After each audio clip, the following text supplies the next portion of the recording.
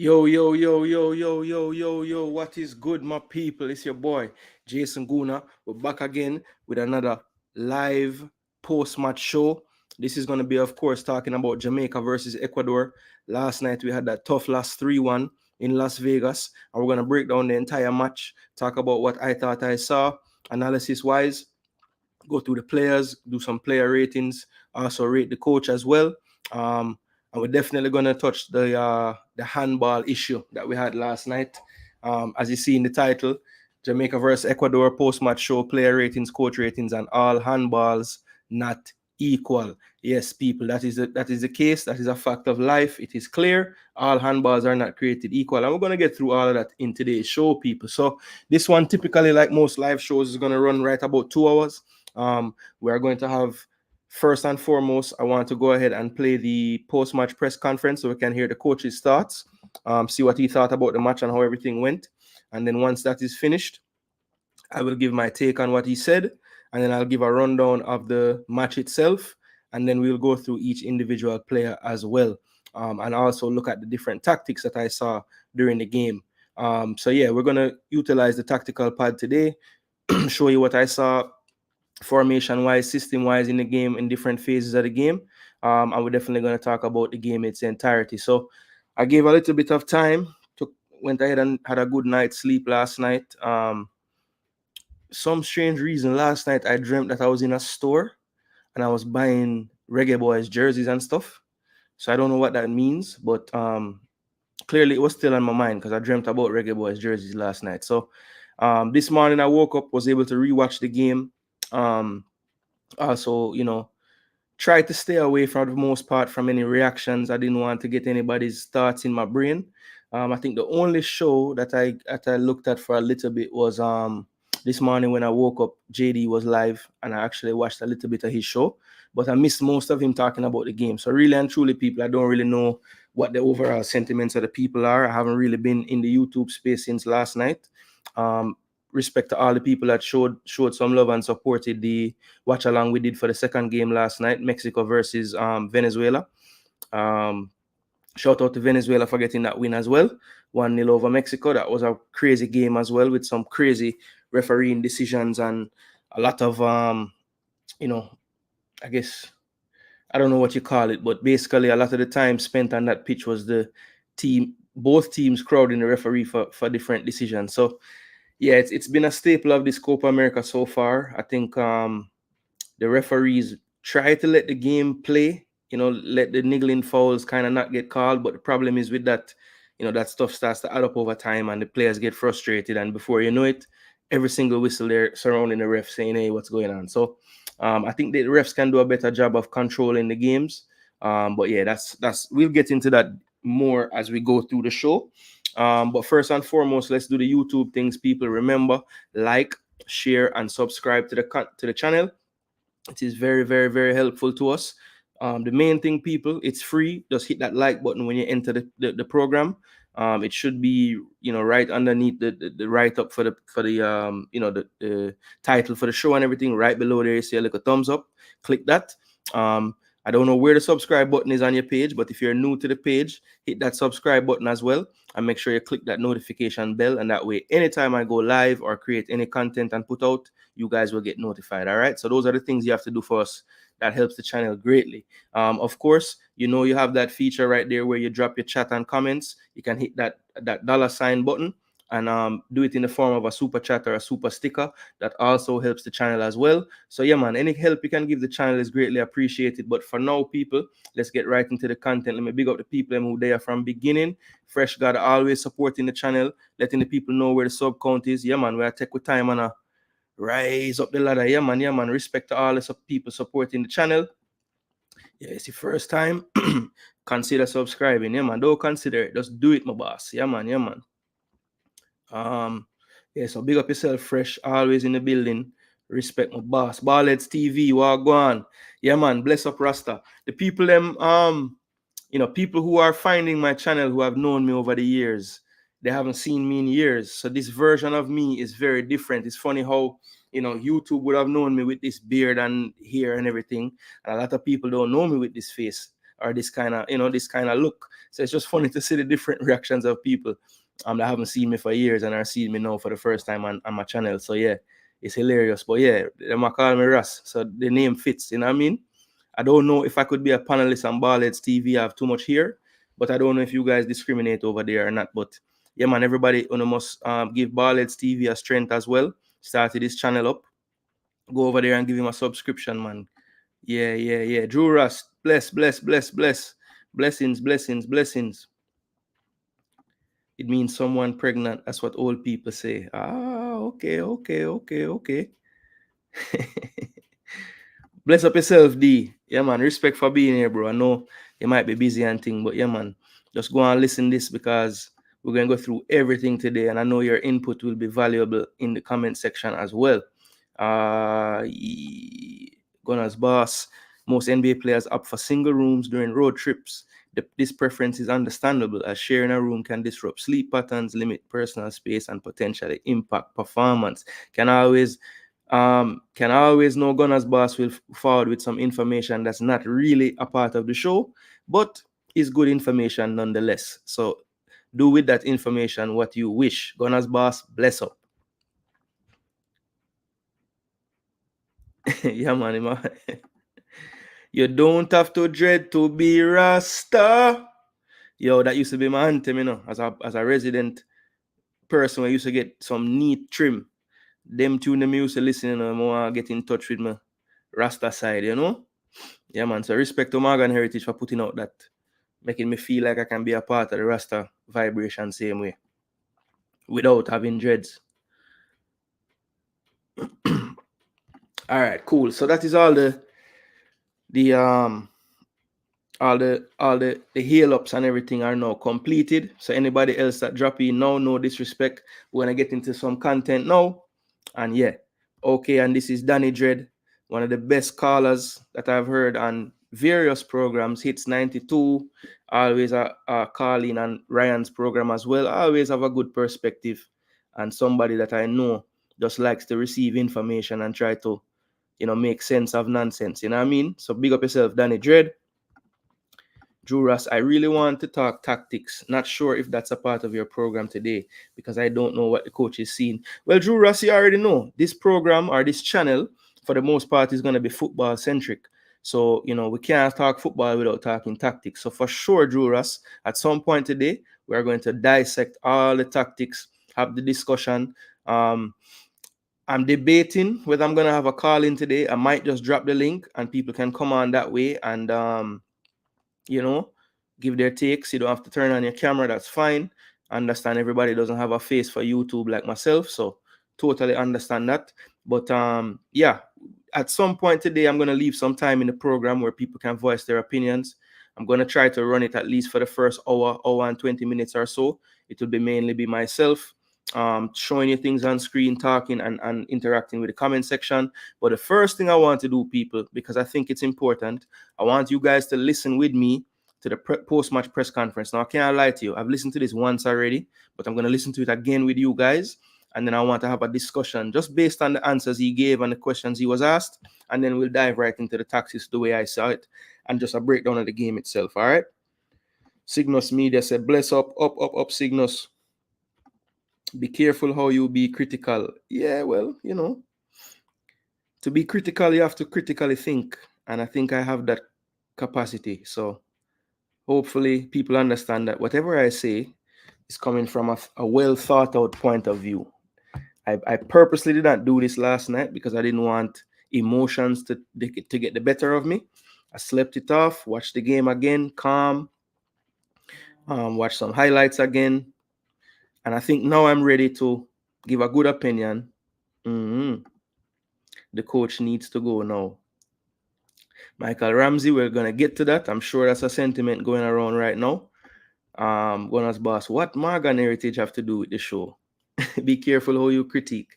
No, it's not a critique, Gunner's boss. It's an observation. I wasn't being critical of you. I am just noting that many times you offer information that has nothing to do with the program. But in a way, I can see how what you said in your first comment could be tied into something going on with Jamaica football. So I was a bit harsh there, Gunners boss. I can see the relation. I can see the relation. It's not a critique, man. You have thicker skin than that, Gunners boss. Fire the coach. No. All right. So I've just started the program and 2 firings there. Michael Ramsey, gangs talking Jamaican boy. All right. Coach have no interest in winning anything. He's scared of Boza and Low. All right. No, man, we're not get off track, man. We'll keep on course. Why the coach scared to make all this sub in the 70 minutes? What 10 minutes going to do for a player and a team that don't have a midfield? All right, before I get, as Drew Ross say, before I get off track, let me go ahead and play the press conference for you guys. I'm not going to put it on screen because I don't know if CONMEBOL or JFF would have a problem with that, but I know I can play the audio. So listen to this, guys. This is about 9 minutes, so it's not too long. So we're just going to listen to it straight through. I'm not going to stop it. And then afterwards, we can discuss. All right? Thumbs up if you hear it. First half was difficult for us. Ecuador came really strong in the beginning. We knew that they would come strong, and give them credit. They played a really, really good first half. There was power in them. Then we tweaked the tactics and matched them, especially in the middle. I think we did better and better as the first half progressed. And then we got this second goal, the penalty, by the end of the first half. So 2-0 halftime. We had nothing to lose, so we went all in, put the line higher, pressed higher. And I think we played a really, really good second half. Scored 1 goal early, which was important. Should have had a penalty. If the first one was a penalty, then the second one was a penalty as well. So absolutely 2 identical incidences, and one was given in favor of Ecuador and the other was one given in the favor of Ecuador as well. So give credit to my players to never give up, played until the end. Of course, in the end of the game, we just took risks, and like everyone that gambles knows that when you take risks, you can lose. And Ecuador did well in one counterattack and scored the third goal. But yeah, I think it was just more positivity. It was more power. It was more on the front foot. We had nothing to lose. 2-0 under, so we just decided to go all in. And of course, could have made a 3-0 earlier in the game, but lucky for us, it was successful. So yeah, I must give my players credit for everything they gave for the second half. They left everything on the pitch.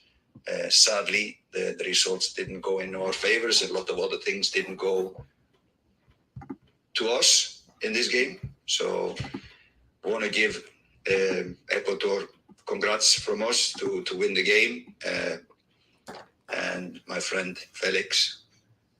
But I think we deserve to have more, especially after the second half performance. Ecuador has a great team, a great coaching staff, and a great team. And their midfield is really the strongest side of that team. And we didn't match it the first minutes in the game. We were struggling coping with the midfield, so we changed. We put an extra player, took from defense, put it in midfield, and after that, I thought we got a better grip on the game. Still, too many players had an off day for us, and when you play this competition at this level, you cannot have too many players having an off day. And again, I don't know why, but they kind of surprised us with the power they have, with the pressure they did. And we didn't, in the beginning, we kind of lost confidence, struggled winning second balls, etc. So, no, Ecuador is a good team, a young team that is going to be interesting to watch them in the future. Ronaldo Adams, CVM News. Coach Hallgrimson, you made several changes in the second half to include Kaheem Dixon in minute 83 and Ronaldo Cephas in minute 88. Can you walk us through your decision making for your substitutions, please? All the substitutions? the second half substitutions, particularly Kahim Dixon and Ronaldo Cephas? Like coaches always do, it's about fresh legs. Both of these guys have goals in them, but we of course needed to take some players off. And I thought in these moments we were playing well. I think we had the upper hand, but we just wanted a little bit more fresh legs, guys that can create goals, score goals. So that is the reason we did these changes. I don't know if you're alluding to something else. The question was quite open. Can you repeat? The question I'm asking, the timing, was there anything particularly as to why the substitutions were made so late on in the game? That's a different question. So we already did 2 changes at halftime, and this change was just to freshen up things. I think we were doing good, so there was no need to do the change earlier. If you're alluding to that, why the change wasn't done earlier? We were dominating the game. We had chances after chances. We just didn't convert, and the players gave everything in the second half. So of course they were tired legs, and we needed to get fresh legs. I can't answer this question differently. Yeah, of course. We wanted to go higher. We put players from defense higher up. We put the defensive line higher. It was a less defensive balance when we lost the ball. It was more space for Ecuador to attack into. So that's always the risk you have to take. But we were willing to sacrifice the third goal in the opportunity to score our second goal. And we did some good chances. I think there was a save on the goal line from a header from Shamar. I thought we should have had a penalty, like Ecuador had a penalty. I don't see a difference between these 2 instances, so I don't know why the referee, after looking at it, decided not to give us a penalty, but decided to give them a penalty. I just, for the love of, don't want to say much, but I don't understand the difference between those 2. But of course, you take defenders, or you move the defensive line higher, and you change the system. So we finished with 3 in the back line, and left spaces open, which they of course scored the final goal. And it's sad. I don't think there was a 3-1 difference in this match, so it's kind of embarrassing to go with a 3-1 loss after this game. Hi, Matt. This is Jack Lang from The Athletic. I'd just like to ask you what you think about the kind of atmosphere we had today. A lot of Ecuadorian fans, but obviously we're in a huge stadium. Do you think that perhaps playing in a smaller soccer-specific stadium would have favoured the atmosphere? No, I think this stadium is absolutely brilliant. It's one of the nicest stadiums I've been at. So it has nothing to do with that. The only thing I of course would like to see more Jamaicans supporting us. We are always playing on our away pitch, whether we play Mexico now or Venezuela. I know Jamaicans are not the most populated nation in the world, but I think we can add one. But we really appreciate the people and the support that we had this game from the Jamaicans that came.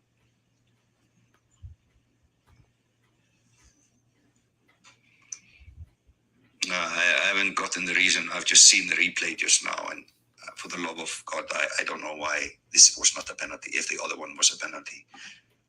So, can't answer for them. I wish they could sit here and answer that question for me.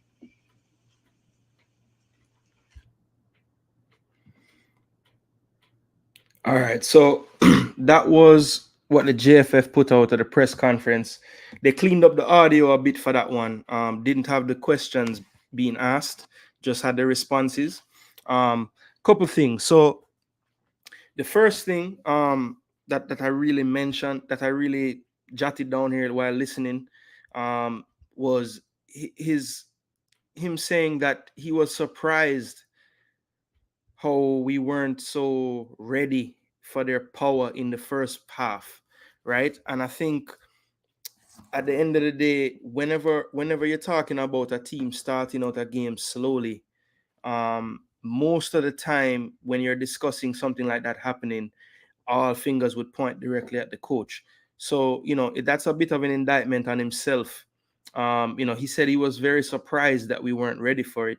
So that would mean that he knew he had prepared them to be ready for that type of physical fight and that type of start from Ecuador, but the players didn't respond. So, in a way, that's poor preparation on his part for them to not be so ready for the challenge that we're going to be faced with, right? So I thought that was interesting that he mentioned that, because in the end, that's really an indictment on himself. Another thing, he got a bit, I guess you'd say, testy with the gentleman from CVM TV who asked about the substitutions of Cephas and Dixon. He asked it one way first, and due to the coach's response maybe not being what he wanted him to say, and the facial expression I'm assuming that he made, the coach said, well, that was kind of very open the way you asked the question. What are you really asking me? It sounded like the guy wanted to ask, why did you wait so late to bring on Cephas and Dixon? But he didn't have the, I don't know, he didn't have the testicular fortitude to just say that. So he danced around it a bit. The coach kind of pried out what he wanted out of him, and then he answered. So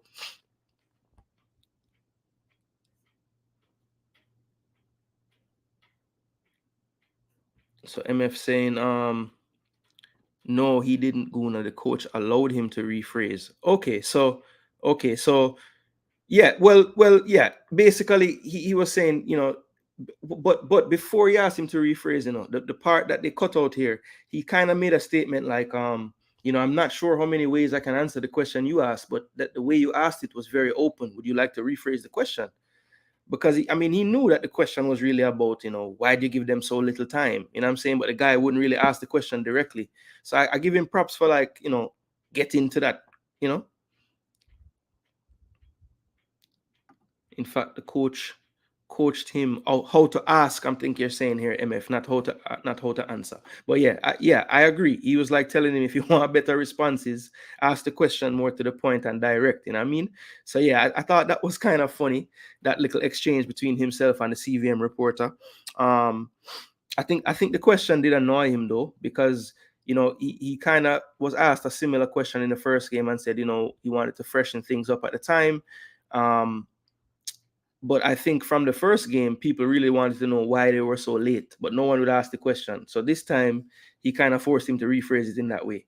So I thought that was kind of a funny back and forth to see. Then other than that as well, I just feel like he's totally right about not understanding the handball calls. I totally agree with him there. I mean, one play was pretty much the explanation given for why Lee's was given.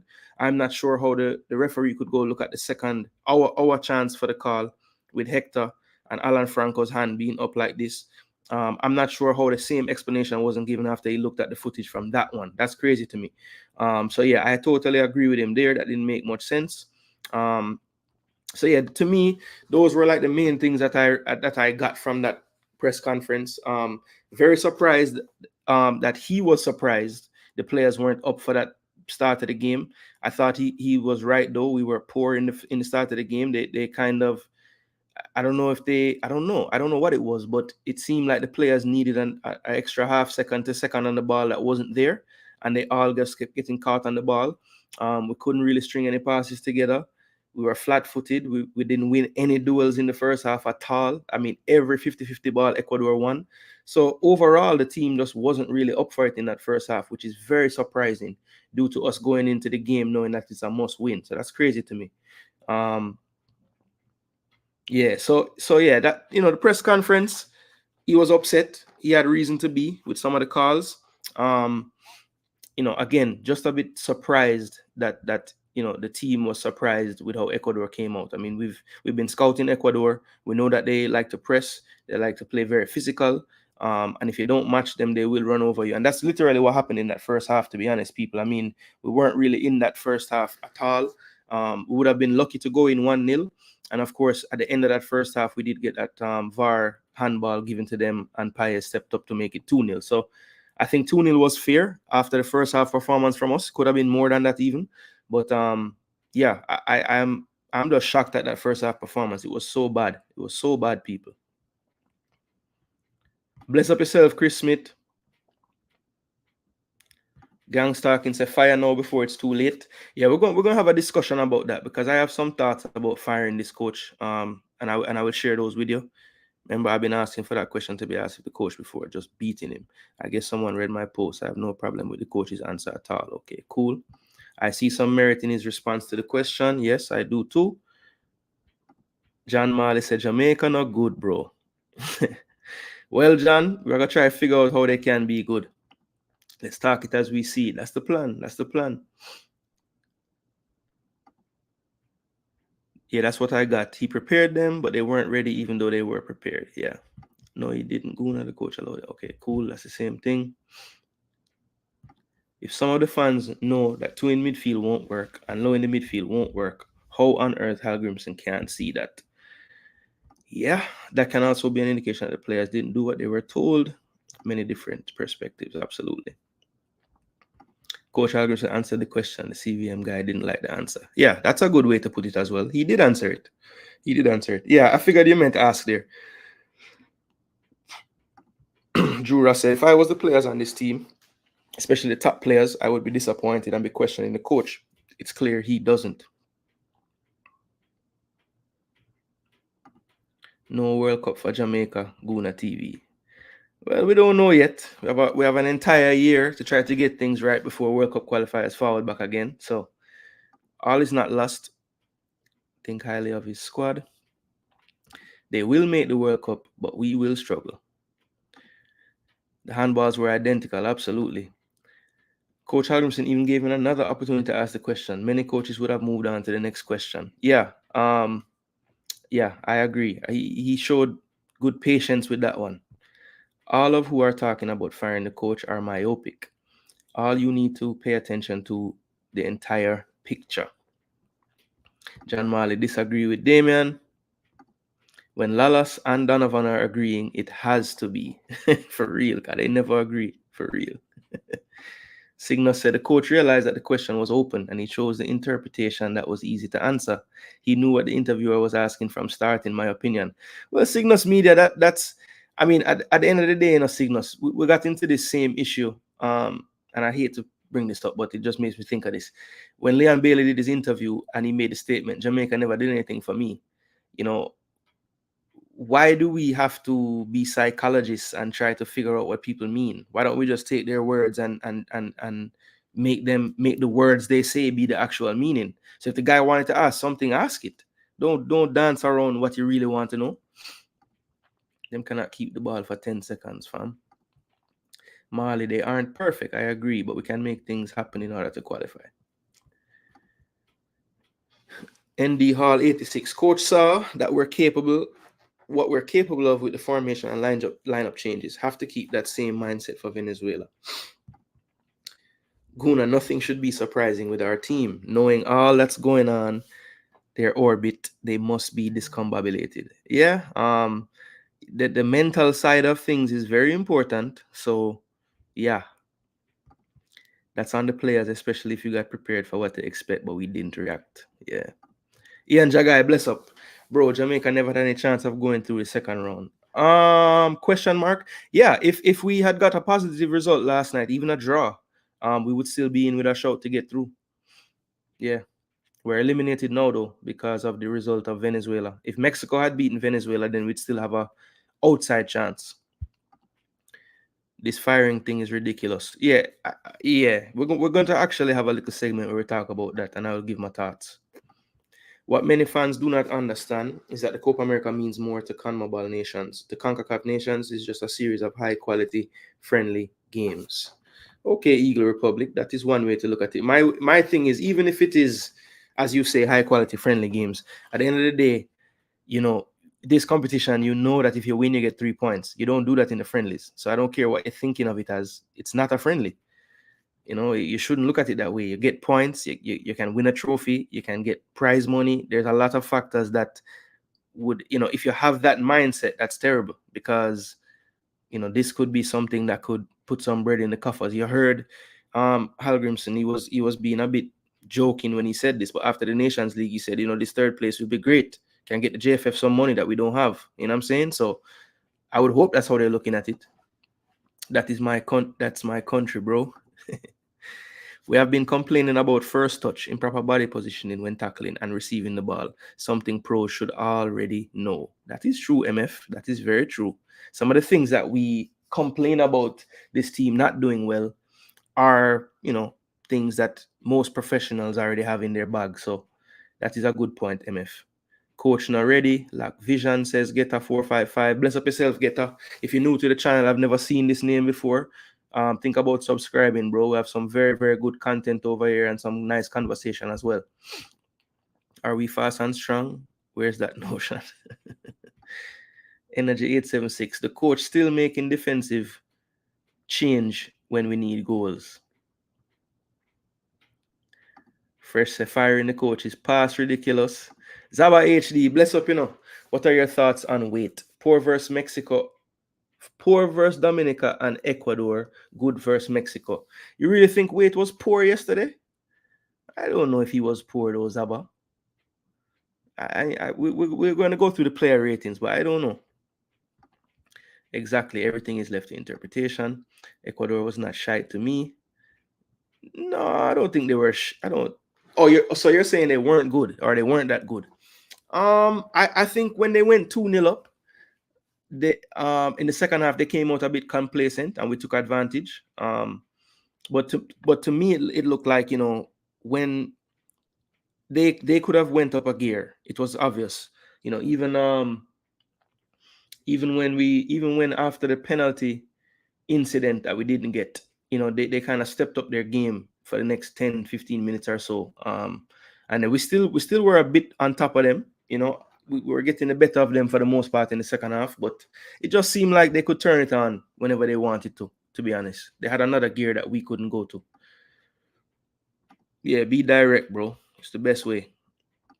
Ask the damn question, stop beat around the bush. Absolutely. DNA Football, bless up, People and subscribe to DNA Football as well, making content as well. So give him the support, people. Run the calling number for the viewer, Jason. Like the show, peoples. All right, cool. I soon drop the calling number. Because I know once I drop it, a bag of people, I'm want to go through the game first. All right, we're 30 minutes in. So that's a good start. Hal Grimson out, not a good coach. Fresh God. This is the first time we use that formation. We used it in multiple games, especially versus Canada. That is true. The team is bigger than the coach. He lost my support when he agreed to let Bailey join the team after a party. Yeah, I wondered about that whole thing, and I say, I would love to gauge the temperature of the locker room and see what the players think about him trying to call him back before, saying it's okay to come late to the Copa America, even though you have your party, even though he called it prior engagements. So he was beating around the bush there. He didn't say party when he knew it was a party. All the CONCACAF nations are using the Copa America for what it is. Friendlies. USA, Canada, Mexico are working out kinks. Costa Rica, for example, has 15 players under the age of 25 years old. Okay, so in the sense of there's no need to pick the same team we always pick, take some chances, try some different people. Okay, in that sense, Eagle Republic, I understand, but at the end of the day, you have to realize that Costa Rica, even with those 15 players under the age of 25, I want you to look at where those players play, what they're doing. Are they all professionals right now? Because they all are, they're all quality. And the Costa Rican league, where they're pulling these players from, is leaps and bounds ahead of Jamaica's league. So, there's levels. Determined, bless up, Yeah, man, all is well, bro. All is well. I don't know if you use up your credit from Delta yet, but yeah, big up yourself, determined. Bless up yourself, bro. Listen to the press conference from CVM reporter. I think he wanted to ask why was Dixon came on before CFUS. Oh, okay. Well, see, Jay the DJ, that's my problem. Why the man don't just ask where he want to ask? I don't understand why we have to try to figure out where he want to ask. Coach, wake up, you're asleep. Too much. Nah, man, Damien, that can't be right. 6 likes. Refresh the page, bro. Refresh the page. I must more likes than that. Okay, 40. That make more sense. But that's still too low, people. Reach me to the 50 likes quick and fast, man. Bless up, Dan. Bless up, Rob Smith. Dan say, Coach or Roach. Lord God. What are we going to do? Wait until we don't qualify like under Tapper? Dima wants to keep Tapper and look at the results. That is true. Dima was always defending Tapper. I mean, look, the last time when we got rid of Tapper, His assistant took over. At the time, his assistant was Paul Hall. So who is the assistant now, Chris Smith? Answer that question. Answer that question for me, Chris Smith. Who is the assistant right now? Who is he sitting beside the coach right now? Bless up Jerome. I want to see Jamaica superstar play in this competition. I'm not going to leave that one alone. Richard Lawrence, big up yourself.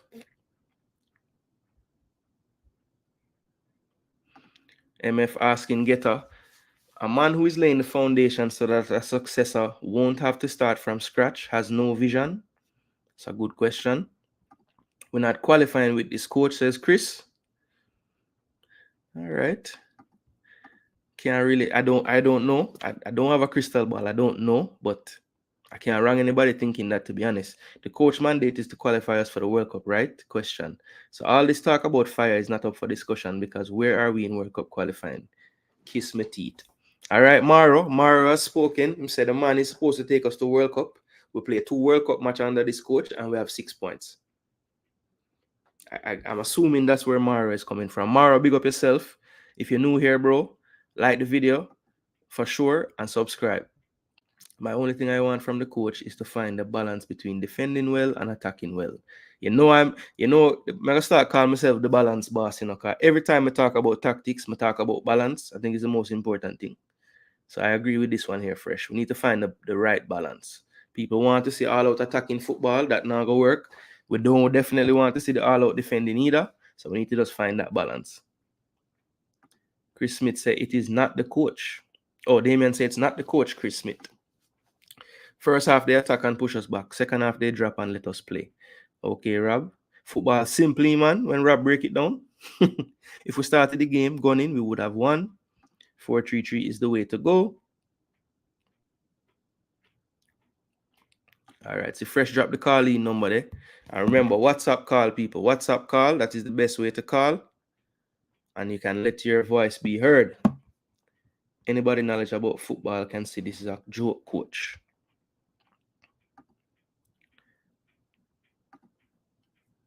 4-2-3-1 we should use, said Michael.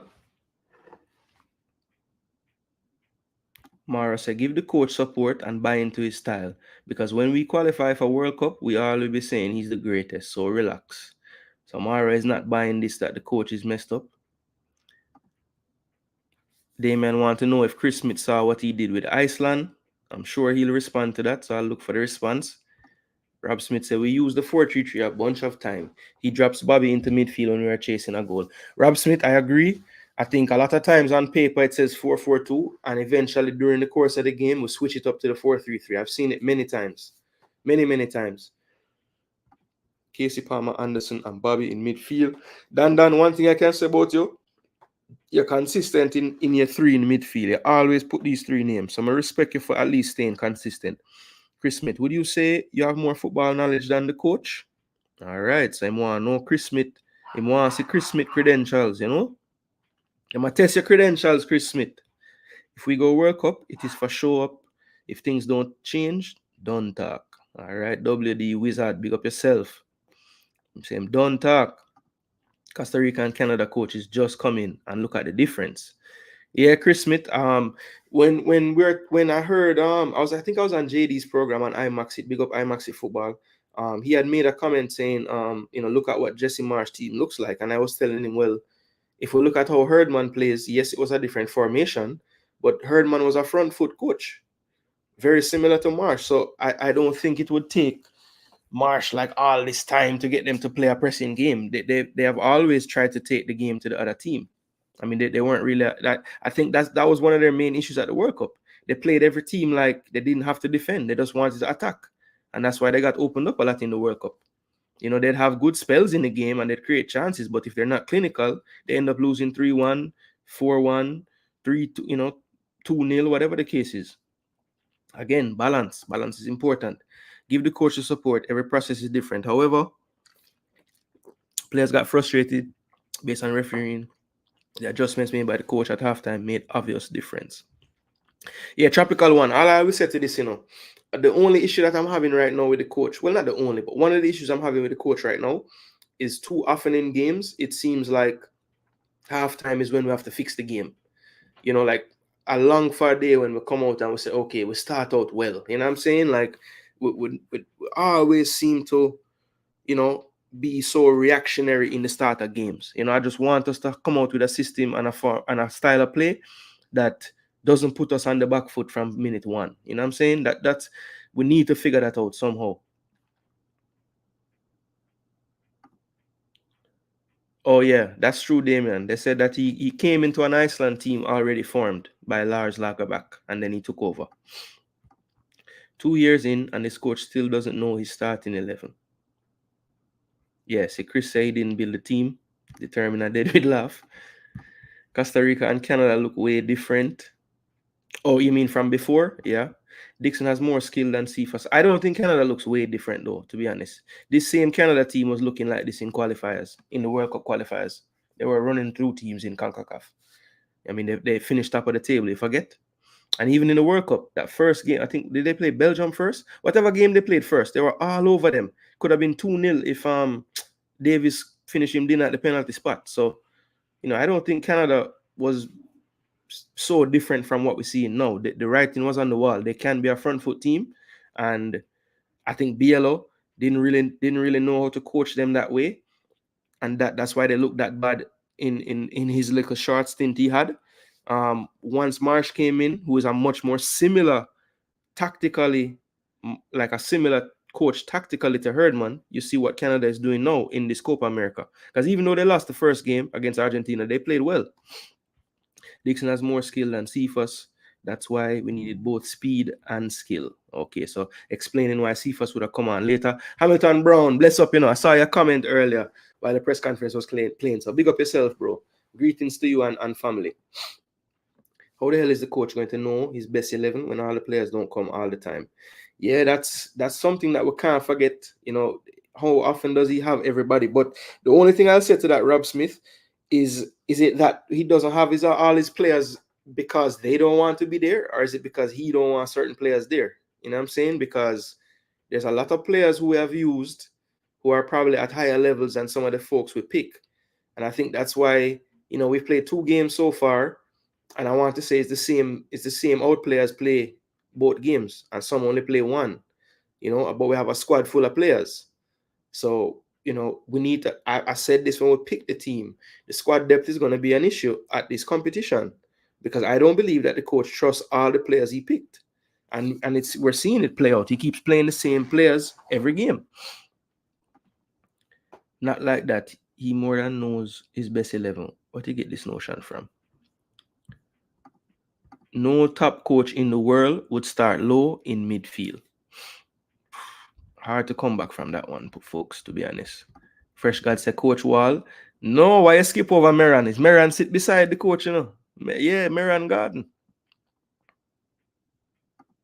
Same person that was sitting beside Tapa and Paula Hall. Yep, because Meran was on the staff from then. That's right, that's true. Then we have to let coach rebuild. And Canada and Costa Rica not being rebuilt either. Well, Canada, no. I would say Costa Rica is kind of rebuilding because they have a lot of new players. But Canada has the same set of players. It's not like they change much. They have 1 and 2 man that I see Marsh bring in. The youth who came on as a forward and get a chance and never finish it. But everybody else been there. Lauren, David, Buchanan, Liam Miller, Ustakio, Kone. All them man, they've been playing for Canada. All them do is really give Bambito a start, who has been in the squad but not starting, and him give Cornelius a run. And he's been in the squad as well. Everybody they're playing has been there. It's not like they've changed the team. That's what I said. We used that formation multiple times. Energy said the ugly wins finally caught up with us. Joseph Brown said, Coach out for me. If we see Damian Lowe in midfield again, if he doesn't fix or recruit the midfield, build depth in the flank. I'm not sure. Flanks and attack, maybe. Who has the coach recruited? I see these. If I don't see these, fire him. Yeah, Joseph Brown, that is something that I heard leveled at the coach. And I have to shout out Cranky Live, another one you guys need to check out his content. Very, very good content, level-headed, good discussion.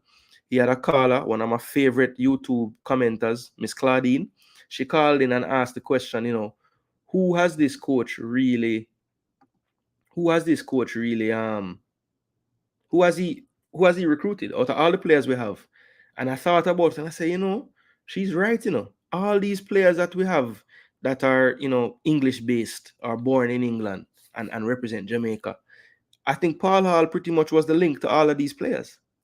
I can't, and you can correct me if I'm wrong. I don't remember any new player getting over the line. Damari Gray was started from Paul Hall's time, even though he came when Hallgrimson was here.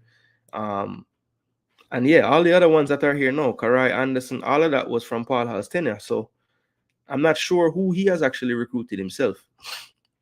This team have the quality to compete, but with a couple more pieces in midfield and forward. Okay, so Dan said we're not that far off.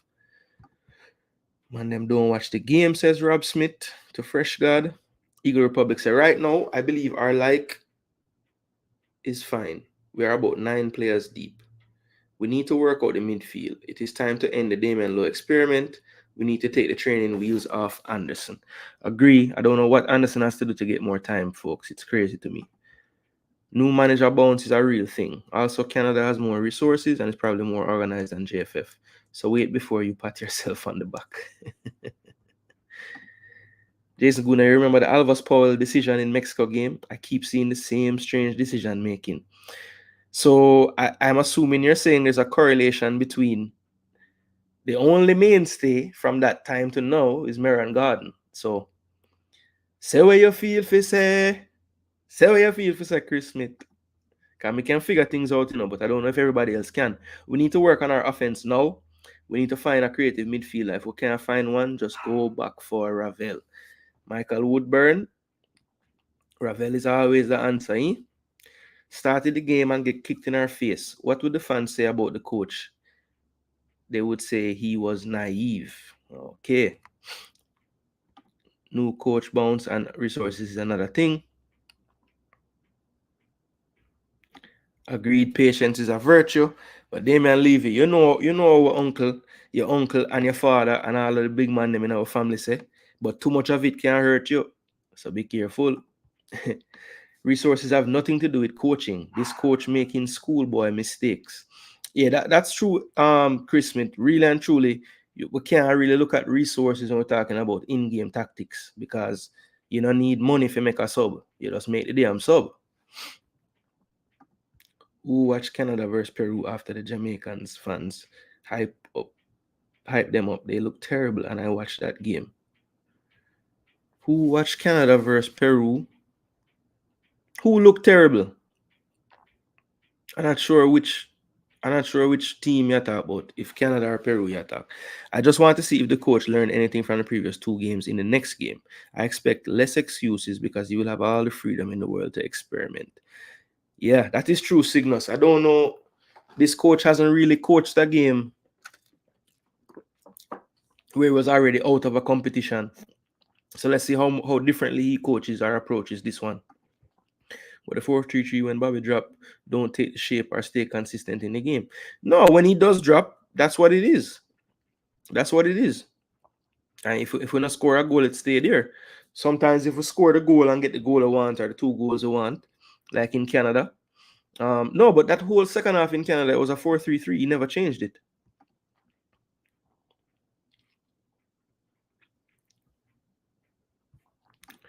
Brent Garden, respect, bro. Always I support the channel with some super chat and sticker. Big up yourself, Brent. Manners and respect, my bro. Antonio and West Ham celebrate them like a history making. We have to crawl before we walk. But it's a baby steps. Give the coach a chance. He's doing a good job, says Michael Beckford. Bless up, Michael. Make sure you like the video as soon as you're forward. Rob Smith said, I told Cranky this yesterday. Keep analyzing the players and team balance, and some people will leave your channel.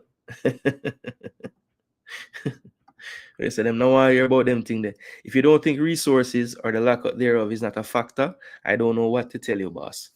Well, Chris Smith, MF, be fair though. He was referring to like in-game tactical stuff. So are you gonna tell me that the resources would affect that part of it? I guess if you look deeper though, MF, I maybe, all right, correct me if I'm wrong, MF. Maybe you're coming from the standpoint of since the resources are a factor, maybe the subs that he would want to have to make aren't there on the bench. Maybe that's what you're saying. If not, you can correct me, but maybe that's what you're saying. You remember JD said, clip him if the coach start low in midfield, what would happen? JD always get it right. No, what I remember Chris Smith saying, what I remember JD saying real low in midfield was, look how the second half in Canada is going to make people think that low is the answer in midfield, and that's going to be one of the biggest problems. So it's like a blessing in disguise that we got through with how we got through, because now people are going to think that's the answer moving forward, which I knew from day one that's not the answer, and I figured out what it is about low that worked against Canada but won't work against a lot of other teams we face, and I'm going to talk about that when I talk about the player ratings. Woodburn Ravel is a great shout. Yep. Big up in BAM Sports TV. He's a civilian today. Mr. Brian Mighton in the chat. Big up yourself.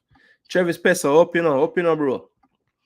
Hamilton Brown said, I wanted to give Low a chance, but seeing the game yesterday showed me that it's not his place.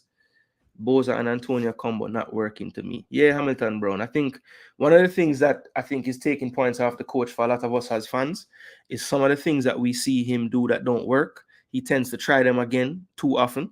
But then again, Latibadir's performance in midfield during the part when he was in midfield yesterday was good. So, we beat the coach for playing him 6-7 games in a row in midfield when it wasn't working, when all along maybe if we had the right formation and system around him in midfield, it might have worked, because he did look good in midfield yesterday. So there goes that. Generally, when you identify problems, you must make the corrections before you reach crisis. We must change the coach now and not wait until we have used calculators to see if the team. All right, so I've heard this sentiment enough in the chat, so I'm going to go ahead and talk about it real quick before I pull up the player ratings and the stats and everything. So we have to think about these people. Everybody who is in favor to fire the coach, let's keep in mind that the coach has been hired for a certain period of time, which means if you let him go prior to his contract being up, you have to pay him off, right? Now, from what I understand, I don't know the JFF finances. I don't have a book with how much money they have. I don't know it, right? But I do know that we have less money than we need. We have a lot of programs to run, a lot of teams to send on trips, and we're always scrambling to get everything done. I heard yesterday, I don't know, again, this is coming directly from Robbie from AFTV. They did a stream yesterday on DR Sports, where they were talking about, he was at a dinner with Marcus Gale, and Marcus Gale was telling him that Ethan Pinnock has to buy his own plane ticket to come and play for Jamaica. So we know that there are issues, people. We know that there's financial issues with the JFF. That's not news to anyone. So again, all of you guys saying to fire the coach, you do realize that we have to pay off the man's salary if we fire him. We can't just fire him and say, yo, we're not give the rest of your money. That's not how it works.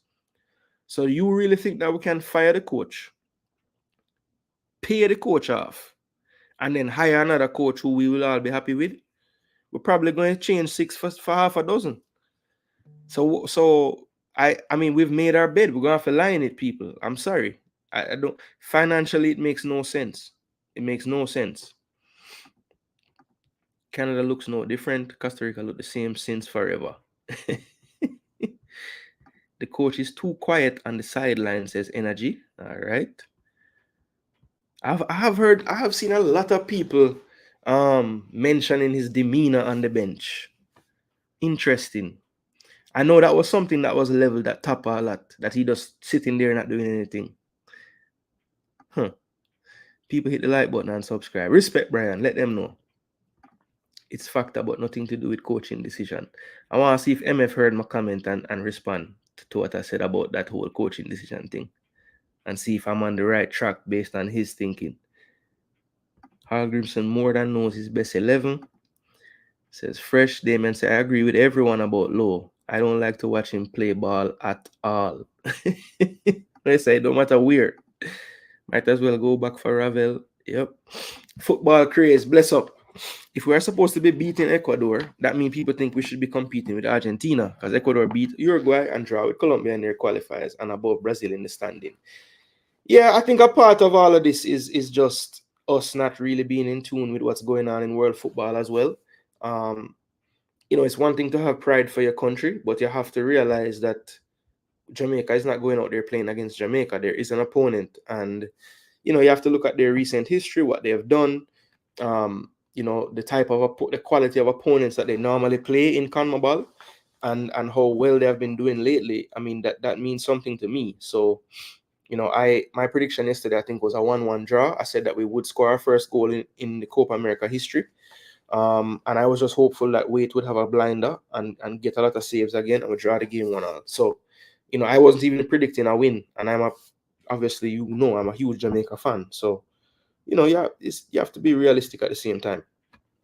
At Chris Smith, you don't think resources are like thereof aren't factors? Okay, I think we already saw that one. Jamaica should have beaten Mexico, said Richard Lawrence. Yeah, man, Brian, let them know the likes total not good enough, man. We should be able to hit 100 likes on this video. Easy, people. 78 people in here watching now. And I know some of them will stay and some will leave. And the new ones that come, as long as you guys hit the like button, man, we'll get 100 likes in no time, is it? It's the first time in 2 years that the coach have the team together for a few weeks. Trust the process. Also, how many headers have the team won in the final third? A minimal amount. Same in the Mexico game. Making the point because of the long throw, long ball tactic. Yeah, Hamilton Brown, thank you for bringing this up. I don't want to see, it's the 18th minute and Pinnock is running up to do long throws. Like, throw the ball in and try possess and get a good angle crossing or something, man. Like, we don't need to go to that tactic every single time we get a throw in. I mean, that was really upsetting me, to be honest. Exactly, both teams look the same. Travis Corey Adai moved from Crawley Town to Stockport County. Really? So after the man moved them up in leagues, him gone to Stockport now. Then Stockport now they in the same league where him just come out of, or them higher up. I think Stockport might be in League One. Let me check. Yeah, so Stockport they in a League Two. So why the man would a qualifying team out and go up in a League One just to go back to Stockport? Well, I mean, I understand that move there at all. That's a weird one.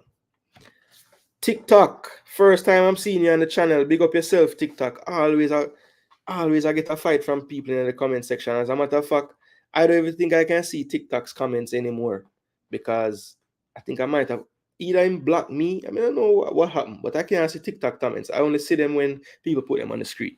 See if us would have gotten to some of those balls that Nicholson allowed the Ecuadorian to win the race on. Yeah, Nicholson, I don't know, man. Man was running like he had lead in his feet. Just moving so slow yesterday. Jamaica team is right there. Forget 5 more key pieces like Hutchinson, Greenwood, Nelson, Kova, Splat, Sterling, and we need a good number 9 striker. All right, Rob Smith said, but Jason, even in the Gold Cup, the Russells of the world, he didn't trust either. I know. The man only trusts like 10, well, like 13, 14 players. That's it. And some of them you don't even understand because what did Russell really do wrong?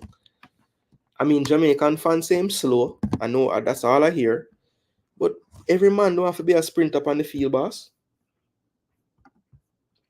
People who are asking others for their coaching credentials when they criticize the coach or the team's performance are ridiculous. You don't need to be a gourmet chef to know if a dish tastes good. That's a good analogy there.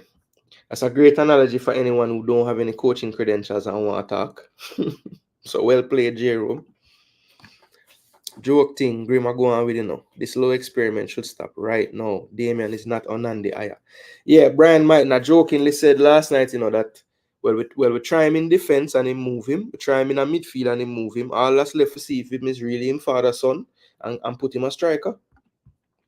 Costa Rica playing style hasn't changed. Okay, yes, I would agree. They have not changed this playing style. When I think finding midfielders is easy, well, clearly it's not because we've been trying. Cuz, what go on? Jay, I've watched a couple games of the Copa so far. Sorry, suffering from 3 games a day at the Euros, but is Copa still sensible where top 2 make the next round?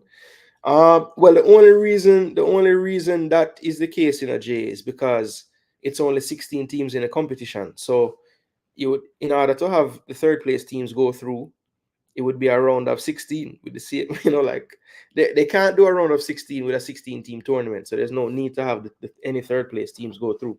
So that's the top 2 in the 4 groups go through. Whereas, that used to be the case at the Euro, but when they expanded it to 24, they had to figure out how to get to a round of 16, which is, the 4 best third place finishers, making it 16. Kova would do better in midfield, says Chris. Yeah, Kova and Splat. I actually have Splat a bit ahead of Kova personally. But both of them could have been in this team and done a job in midfield. His choices are hampered. Some of the complaints are not picky. Also, without knowing his rationale, how can you say it's bad coaching? He was finally asked about subs, and he gave his rationale. I will also agree that subs are coming too late to make an impact. Energy. 2 other players could gain experience from Amari Bell and Blake Spot. Yeah, Energy 876. I never liked the idea of taking players that couldn't help the team at all. Regardless of, the coach said, well, we only need a 23-man squad. We don't need a 26-man squad. I think we're fine with 23. But my problem is you never pick 23 players that you actually want to use. You only pick 15, 16. That's my big issue.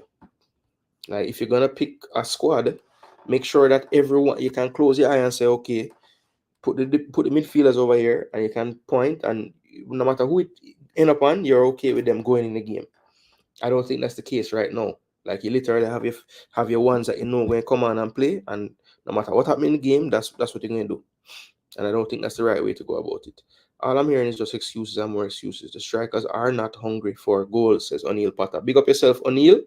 Subscribe, share, like. Just do that for the boss. We have Splat and Kova as young players doing great. Agree. Anderson on the bench, a real midfielder. Haldumson keep playing low in midfield. Yeah, I don't understand that one. They wanted Hall out too. Yeah, some people did. Some people did. I remember one of the main reasons I remember Hall getting a lot of backlash was he did a press conference where he mentioned the 16 plus 7 equation. And I think that was the start of his ending for a lot of people. More hunger. So his trip to Europe was unsuccessful. Derek G, I think time will tell on that. I think a lot of the players that he really wants to get either still harbor thoughts of playing for England or have begun their process and have hit hiccups along the way. So I think time will tell. Time will tell. You two are the best coaches with them top papers of coaching. Peru is at the bottom of South American worker qualifying. Ecuador is 5th. That is correct, TikTok.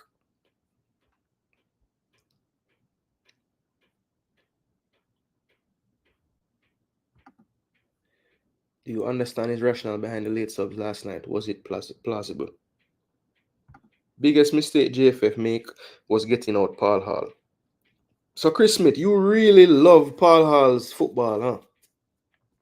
Because I thought Paul Hall didn't have any balance. Paul Hall just cared about looking good attacking. I don't think he really set up the defense to do anything good. And anytime we played any half-decent team, they scored 3-4 goals on us when we played them. So I guess with losing 3-1 and looking attacking and great is not as good as losing 3-1 the way we did last night, I guess. I don't know. Anybody concerned that we did not have a true right-back replacement for Lembe Kisa? We do. We have Wes Harding. He's a right-back.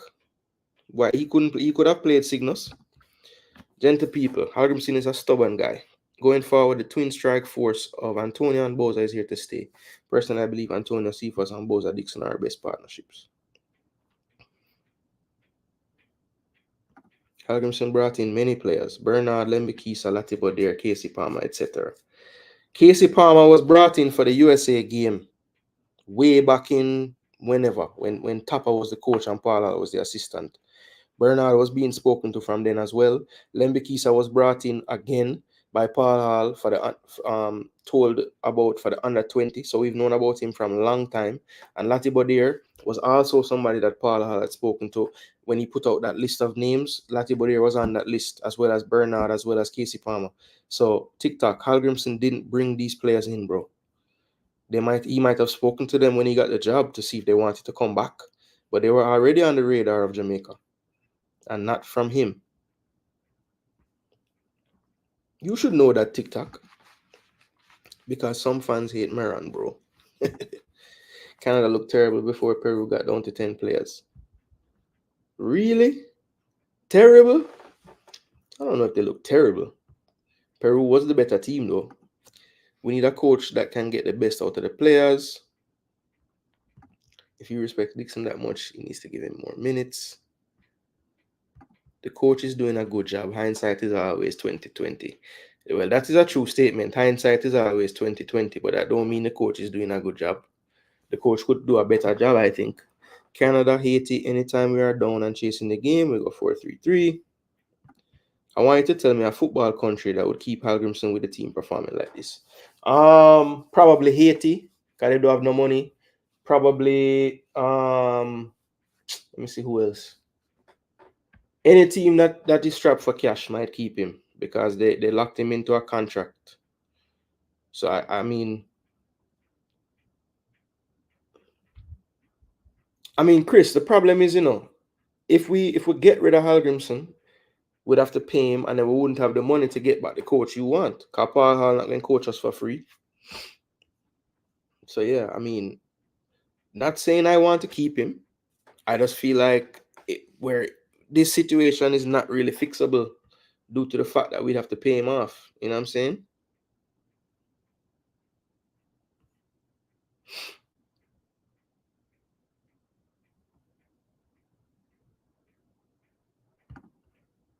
John Wall is Hallgrimson's closest assistant, not Meran. That's another thing as well, people. If Hallgrimson leaves, does that mean John Wall would leave too? Like if we fire Hallgrimson, would John Wall stay? Would John Wall become the coach? I don't know. Impatience and unrealistic expectations are the precursors to disappointment. Know what we are and recognize we are building.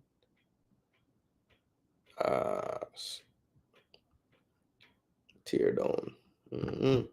I will be here to say I told you so, because this coach done nothing with team selection and game tactics to show me anything. I think he's had some in-game tactics that have worked at times, but he has had other days when his in-game tactics didn't work. So it's not like he's been 100% with that. Grima must go. He was on the bench the whole time. No motivation to the team. You think he's scared to use young players, but him use Whisper, him use Dixon, him use Lembekisa. I don't think he's scared to use young players, to be honest. Agree on the Lati thing, saw that too. Big up yourself, Lamar. Well, so we can start a GoFundMe. O'Neill Potter said JFF is a big load of yes. All right, O'Neill. Speak your mind, boss. Grimmer wasn't motivating the team. He was on the bench the whole game. Hallgrimson not going nowhere. Who now want to support Jamaica? Stop support now. All right, Travis, speak to no. And I'm unable to remove my post if there's an error in it. Jason, is that a setting on your end? Maybe because you're not a moderator, you can't like remove people's comments, even your own. Maybe, but I haven't set anything. So if it is my channel, then I'm not sure, MF. I'm not really certain on that, to be honest. Jason Gooner, these people talking about fire coach, mad. Low isn't as many say he's just a lighting rod. Our worst players yesterday were Lembekisa, Bernard, Bobby Reed, and Nicholson.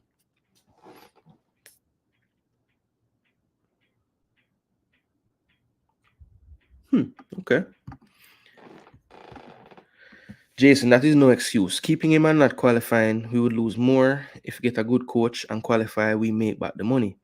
Yeah, but I'm saying, Chris, can you hire a coach and say, listen, when you reach World Cup, we'll pay you? I don't think any reputable coach would do that.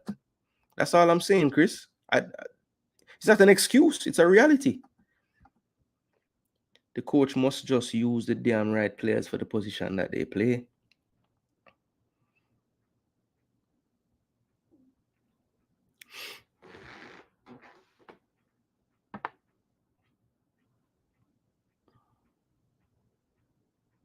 Who name Mr. Two Touch?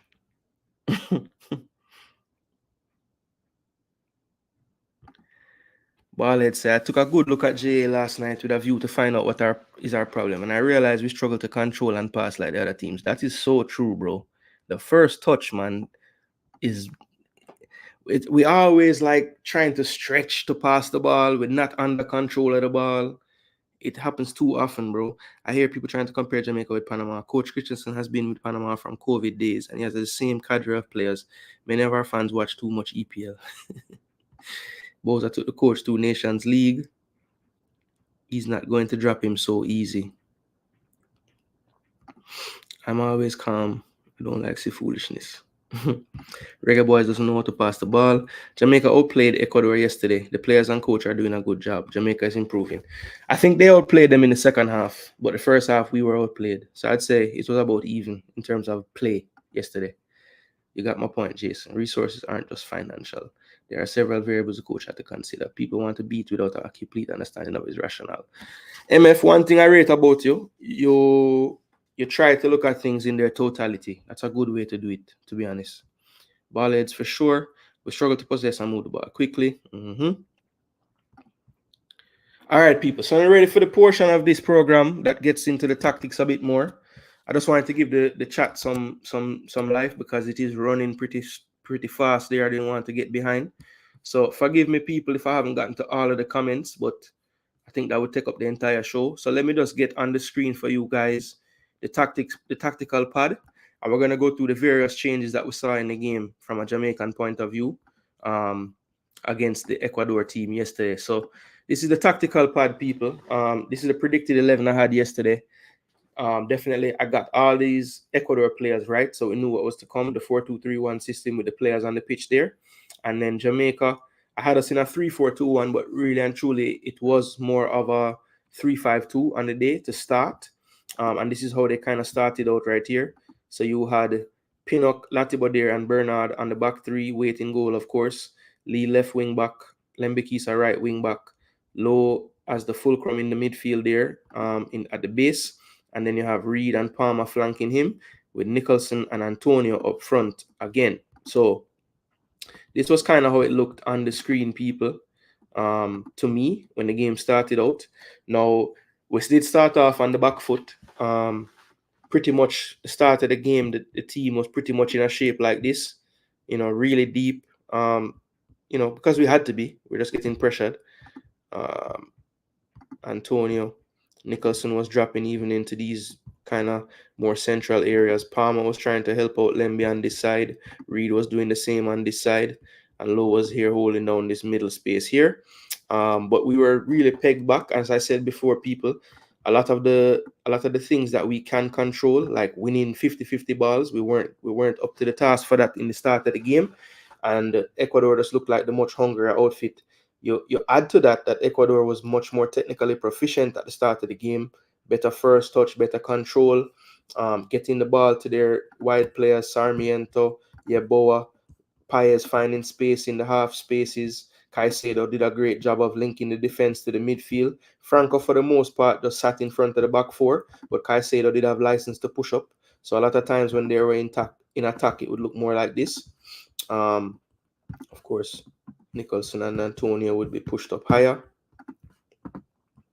Right, Caicedo kind of got into the mix. Rodriguez did a good job of running both sides. As I said earlier, he is a striker, but he's very comfortable running through the inside forward channels on either side. So he was very busy in that first half. Paez had license to pretty much find the space wherever it was. So he would pop up anywhere in the central channel, the wide channel. As soon as Rodriguez would take up one of these wider positions, Paez went into the number 9. Caicedo pushed up, the entire team was pushed up as well. So I thought in the first part of the game, what I was saying before the game started really was coming true, because I did mention that the coach would probably go for Rodriguez to start because he offered them a bit more variation in attack. As I said before the game, he's more willing to kind of run these wider channels as well as through the middle. And I thought that lended itself to more rotation in their forward line, which we couldn't really cope with in the beginning, because Yeboah did a great job of cutting in and leaving the space for Preciado to get forward. And the same was happening on this side with Sarmiento, leaving the space for Hincape to step forward as well. And pretty much they would stay, when they were in attack, it looked like this. Franco would just split the defenders, and he would be right here somewhere. Nicholson would be dropped back, and for long stretches of that first half, this is how the field actually looked.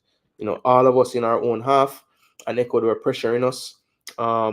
Again, I thought that the way that the midfield was set up, especially because they were doing a good job of getting the overloads wide. The central three, I thought this game, maybe on instructions of the coach, they did tend to stay inside the width of the 18-yard box.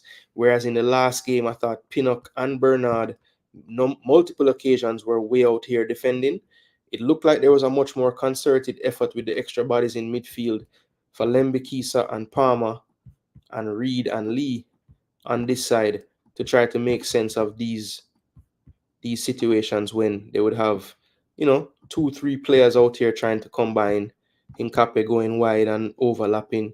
Sometimes Rodriguez would get it. There'd be an underlap from Sarmiento in here, and there'd be the overlap on the outside. So I think what that ended up doing, though, was it was giving Damian Lowe a lot of space in here to cover. And I thought that one of the reasons why it worked out so well against Canada when Lowe was playing central midfield is, I think when you look at the style of play of a North American team compared to a Central American and a South American team, one of the things that I think that the South American and Central American teams do better is they do have a tendency to move the ball quicker, right? And what I mean by that is they let the ball do the work a lot more than trying to dribble past people.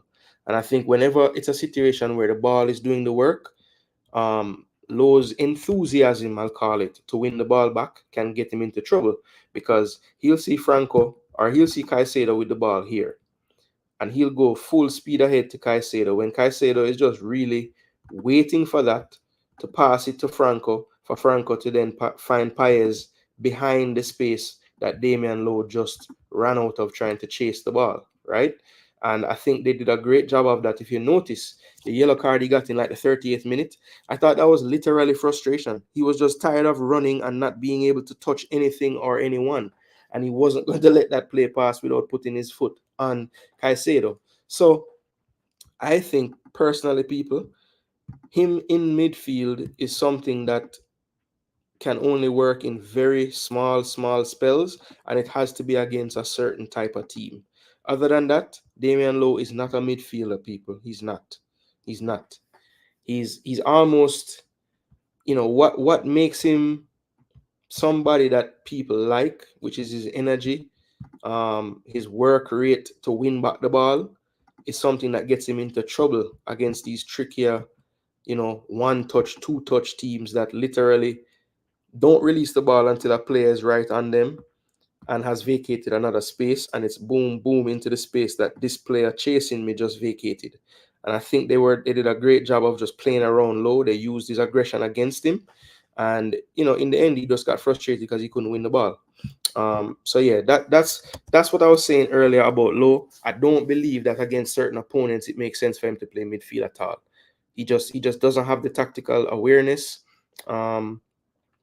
To not get drawn out of position by the movement and the passing and the patterns that some of these South American, Central American teams bring. So that is my take on Low in midfield.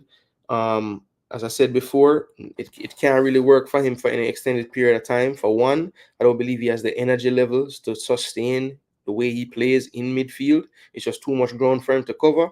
And, by 30 minutes, 40 minutes, he's sucking wind. Even in that game he played great against Canada, he even said it after the game, how tired he was, and that's just because, when you're in defense and you make that closing run to tackle someone, you're not making a 30-40 yard run. Maybe it's a 20-yard run.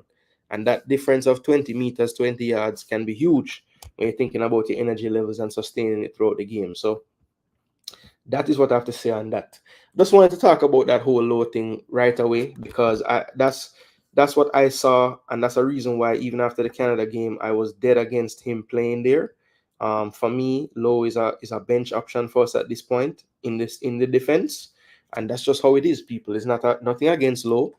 I just feel like the team has grown past him, and we have much more capable defenders there to use. You know, if you look at the starting 11, Hector isn't on the field, and I would have him behind Hector in the centre back pecking order as well. So for me, he's about fifth or sixth on the defensive pecking order. And in certain squads, you know, I have to say, and this might not be something that people want to accept, but Damian Lowe doesn't have to be in the national team, people. He doesn't have to be on the squad. I mean, you know, I see a lot of leadership on the field from many players.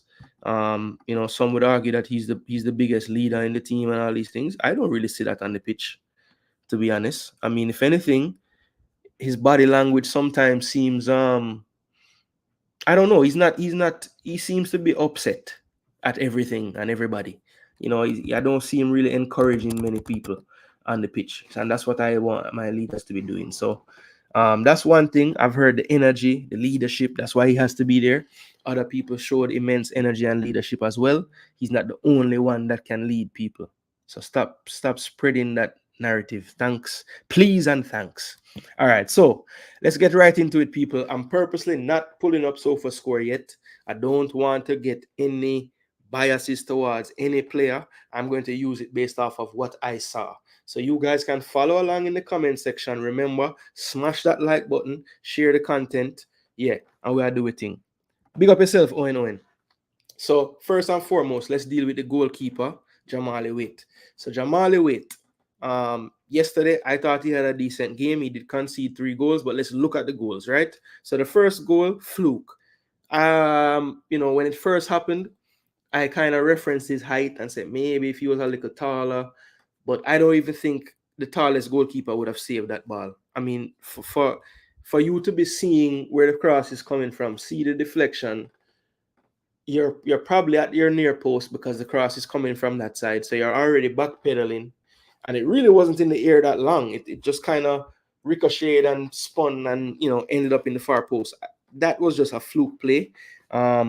Unlucky. Just unlucky. I mean, what else are you going to say? Casey Palmer, I guess if you want to nitpick, you know, could he have been closer to Hincape before chasing him down to slide tackle and stop it? You know, I can't fault him. He made an effort to block the cross. You know, if he doesn't block the cross and it goes in and then somebody heads it in the goal, we're killing Casey Palmer for not closing him down. So just one of those things, people. That play could have happened 20 more times and the ball don't ricochet like that and end up in the goal. So they were just meant to score a goal in that time frame of the game. Prior to the goal scoring, there were some opportunities that they missed. I thought Wade did well. When Kendra Paez got through, I think Lembekisa didn't really have a passing option in the midfield. I didn't see anybody in the midfield, really. I don't know where they were. He tried to beat Hincape to the inside, showed him too much of the ball. He got his toe on it. Caicedo was alert, ran up to it and played a one-time pass to Paez in between the defense. And Waite was quick off his line to cause him to put it over. So I think he did well on that closeout there. And then, other than that, I mean, most of the things that he did, I think he made one save. I forget who took the shot, but he made one save, and he had another one that narrowly missed from a header from Torres that he really should have scored. I think it was from a free kick or a corner kick. I can't remember which one. And then, you know, other than that, the second half goal, could he have cut the angle better? I mean, I think he did okay. I think it was a good finish. He started it outside the post and curled it back in. So most keepers probably wouldn't have saved that. And then he was a penalty, which he went to the right side. But I think he may have thought, that Paez might have tried to go down the middle, because if you notice, the dive was a bit late and it wasn't really full extension. So yeah, we conceded 3 times, but I don't really think Waite was at fault for any of the goals, if we're being totally honest. And I think what else he did in the game was good enough for me. I thought he did a good job again, coming off his line a few times to break up plays. One of the things that I was really concerned about with him after the mistakes he had made. So yeah, for me, people, I'm gonna say, because he conceded 3 times, you know, sometimes some people would say maybe a 5.5, but I think due to the nature of the goals and him not really being at fault for them, I'm going to say that he gets a 6 on the day. All right. So Jamali Waite for me gets a 6, people. What do you guys think in the comment section? I'm saying Jamali Waite gets a 6. You guys drop your comments and I will highlight them in the chat as well. But a 6 for me for Wait. Conceding 3 goals, that's really what took his score down. As a matter of fact, if he hadn't played well, I would have been totally okay with a 5 or a 5.5. But I do think, honestly, that Wait didn't really play badly, even though we conceded 3 goals. So Wait, 6. Fresh says 6.5.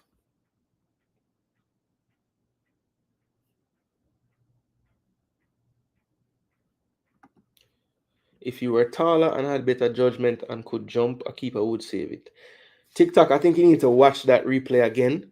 Remember, the ball is being crossed from the left side or right side of the fence, which means Wait would be towards the near post of his goal. That ball didn't, even though it went high up in the air, by the time he would have diagnosed it going towards his goal, he's starting to backpedal. And if you notice, when he jumped, he was only in like the middle of his goal. So I don't care how tall you are, if you're in the middle of your goal and the ball comes from such a high angle and drops down into the far post, you would have had to have been at the far post to save that ball. I don't care how tall you are, TikTok. Let's not be ridiculous here. Come on. TikTok gave him a 6.5. Jerome with the highest so far gave him a 7.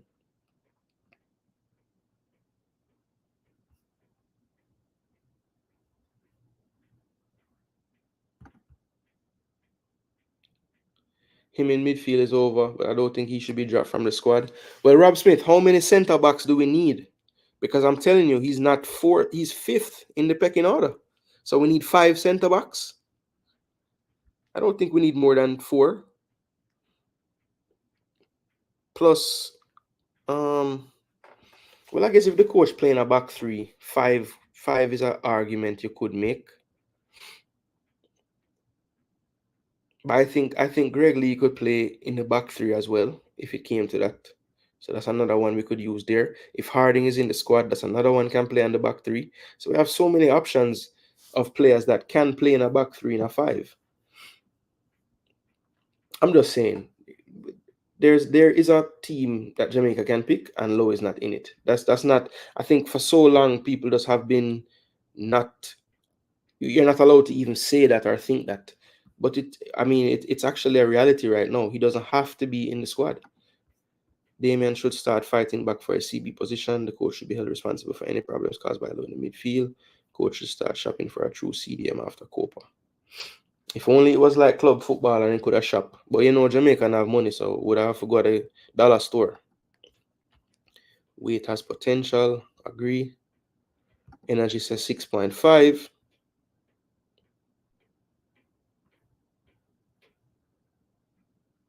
If Rob Smith can say that, nobody can try to defend it.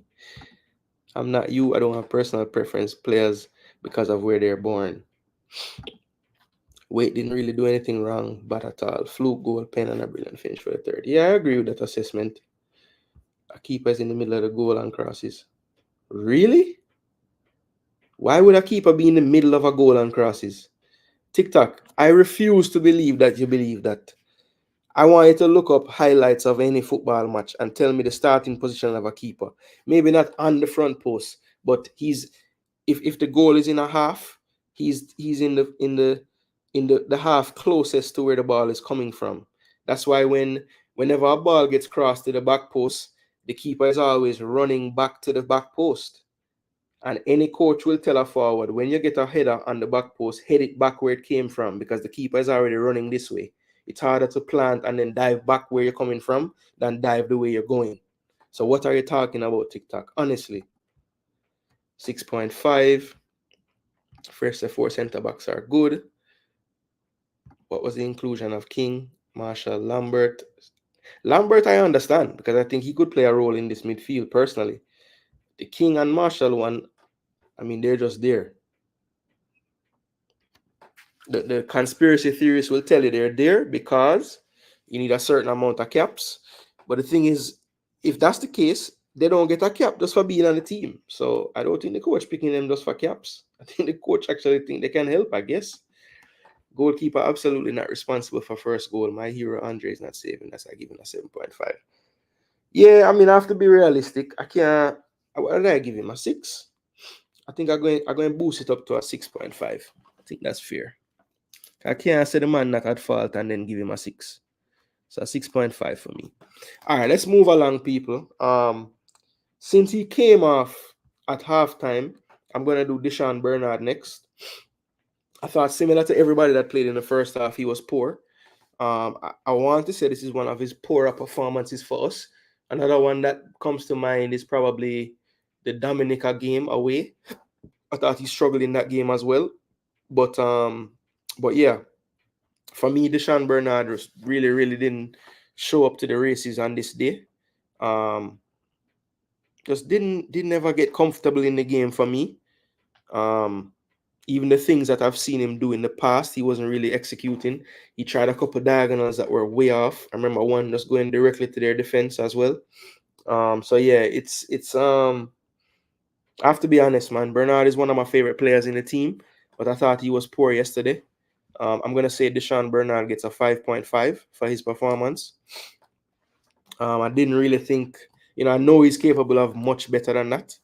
And yeah, I wasn't really that impressed yesterday at all. I still think that he's one of our better options around there. If we go with this back five system, I would definitely have him as a part of the 3 center backs somewhere in there. But definitely yesterday, like many others in the first half, and that's all he played. Very subpar performance from him. So Deshaun Bernard, I'm going to give him a 5.5. All right. And I'm documenting all my scores. And after this, I'm going to pull up on the screen the sofa score ratings just to see, if what we saw with our eyes matches what the stats saw. All right. Yeah, hopefully Harden gets to play in the last game. Ballheads TV said there's no way me dropping Nana. Yeah, and that's I would say that's about what 75% of Jamaican fans probably agree with this right here. Rob, I think you misunderstand what I'm trying to say. I just want the best players. Unfortunately, they are in England. I don't see him as fifth. That's my opinion. Yeah, I mean, look, the pecking order of players is always going to be an opinion-based thing, Rob. So, I mean, I can't beat you if you don't think he's fifth. That's just my assessment. I think he would be fifth if I was ranking everybody, I would have him fifth. I would have Pinnock 1, Bernard 2, Hector 3, Latibodir 4, and Low 5. That would be my pecking order right there. Can't tell Grimo that JG. For real. Big up yourself, Eddie Gooner.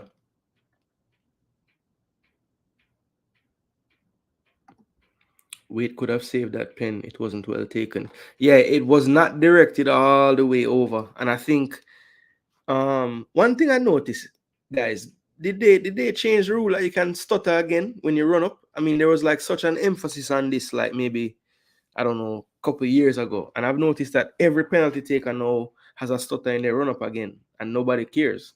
I think that's really hard for the keeper to save it when they have such an abbreviated run up like that and it's so obvious, But I guess nobody really cares about it anymore.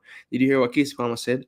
The money the team can make can help the JFF and local football. Facts. You actively seek out negative about any Jamaican-born player and never criticize any player from England. Vloggers might not call out your bigotry, but I see it clear. Oh, Lord. Kawani, I can't understand why Dixon King and Marshall made the team. I'm not getting any caps, so it isn't for caps to sell them. Yeah, that's what I'm saying, Fresh. If it was really about caps, wouldn't they have played both the games? Even off the bench, you get a cap. So, I mean, if it really was about selling them, they have to play. No goalkeeper saving that goal. I agree. I'm not sure what TikTok thought about this, Brent. Lowe is a sure picking defense. You people are biased. He saved our wing backs on many occasions with his ability to cover from side to side. Bernard, Latibodir, and Hector are better at it right now. Yeah, but I'm saying TikTok, like at some point, at some point when things happen on the field over and over, it's a pattern, right? And we have to accept it. Like every time Lowe has played center back recently, the coach has either had to sub him off because he's at risk of getting 2 yellow cards, or he's just having an overall nightmare playing center back. I mean, I don't get it. If he's not performing, why does he have to be in the team? We had 62% of the ball in the second half. That was very impressive from us. Absolutely. Taylor 2 halves, Eddie Gooner. Taylor 2 halves. TikTok said Bernard 5.5. So we agree on something, TikTok. Coach knew he was tired in the last game. Boy, I don't know, bro. I don't know about tired, man. Explain being tired when the last action that Bernard makes in the game is a goal-saving tackle. A player that is in on goal, and the man run him down, slide and block the ball over the bar, and then your reward to that player is to take him off. No one can explain that sub to me. I don't care. He should have never come off in the first game, bro. Never. Boza should have done better on the first goal because he was close to the player, even though Casey Palmer tried to put in a tackle. Yeah, but I think Boza was closing down, I think, Caicedo, and then Caicedo play a reverse pass, and that's why Casey had to run down there and try to block that. Yeah. So I don't know if I would blame Boza, though. I mean, he was trying to close down Caicedo, and Caicedo do a nice reverse pass. I think it might even go through in foot. You guys will disagree, but I don't see Bernard or Hector ahead of him. And that's why I say Rob Smith. It's an opinion thing, you know what I'm saying? So it is what it is. Boza looks so sluggish, absolutely. So Demo Gima 5. Our players that play overseas only. Blake and the Donley and Chippy Bailey doing good. Our English Jamaican born players always playing at 3 clubs. Always playing at their clubs. Bernard get a 6 from Fresh. Brent said, put me in that 75%. Okay, so Brent, you agree that Nana have to be picked. All right. All our defenders playing a back 3 except Low.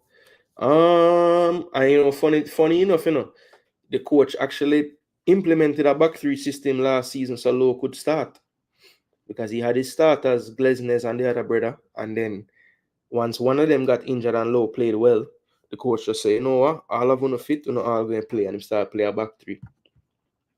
West Harding, Bernard, Joel, Hector, Pinnock, all better than Low. Yeah, I didn't even have Harding in the CB pool. So yeah, that would drop him down to 6 for me because I think Harding is a better centre back than Low as well. Honestly. I mean, it's no indictment on Nana. It's just, I don't think he's better than those players, in my opinion. Nana over Hector for me. Hector is slow and the vulnerability showed big time yesterday. Yeah, look, I think Hector in a situation like yesterday where we're playing a high line and it's a back 2 and not a back 5, or a back 4 and not a back 5, yes, his deficiencies showed up. But I think also, life is about balance, and a lot of the good attacks that we got in that second half, he started them by dribbling out into midfield, playing that initial pass, breaking lines to someone. So, you took the good and you took the bad with it too. Balance, people, balance. If we give West Harding a shot, man game I get tech way. Yeah, Bernard was out of sorts yesterday. This I can agree with Nick, for sure. That's my point about you. Why don't you come here discuss why Kova can't get out of his academy, even when they're in the championship? Eddie Gooner, I think they allowed us to possess the ball until we get uncontrollable when they try to gain back control. Put Low back in defense and we will all see what would happen. Like the penalty Lewandowski took in the Euros, absolutely ridiculous. Yeah, it's getting out of hand now, MF, man. I mean, at one point, it was a point of emphasis, and I remember them calling back a lot of penalties because of it. But in this past season, it's like them just forget about it completely. They cannot completely stop at that on the pen, and they take seriously. But yeah, there was a time, Nick, when the rule first got spoken about, literally that whole season, like the amount of penalty were retaken. And I see people just revert back to the same stuff, and it doesn't get called back anymore. And I can't even be too mad because I see him so Havertz take every penalty and score. I may never want to get retaken ever. So so you go. Dixon did play. Yeah, Dixon did play. That's true, TikTok. I'll be here all day. More people drop the comments about the scores, and people just comment about the ball of them. So yeah. All right. So next player is going to be Ethan Pinnock. So Ethan Pinnock, I thought, like many other Jamaicans that played 90 minutes, was a tale of two halves. I thought that once we switched to, and I got to give Nick a shout out. Nick, my cousin Nick and I, and Damien, my other cousin, were talking about the game a little bit before I came on today, and he made a good point that once the team switched to a back four, we really saw the difference of that Pinnock has. I thought he acquitted himself a lot better once we switched to the back four. We did make that switch to the back four in the first half, people. Latibeaudiere did push up at one point, and Lowe was even higher up the pitch once Latibeaudiere made that push up.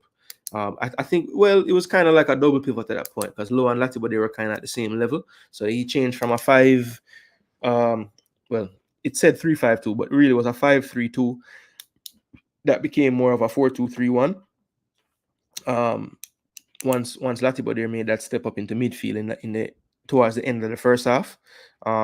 But Pinnock, for me, people, Taylor two halves. I thought in the first half he was no better than about a 5, 5.5.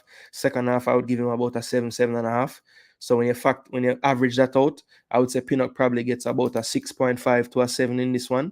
I'm gonna say 6.5 though.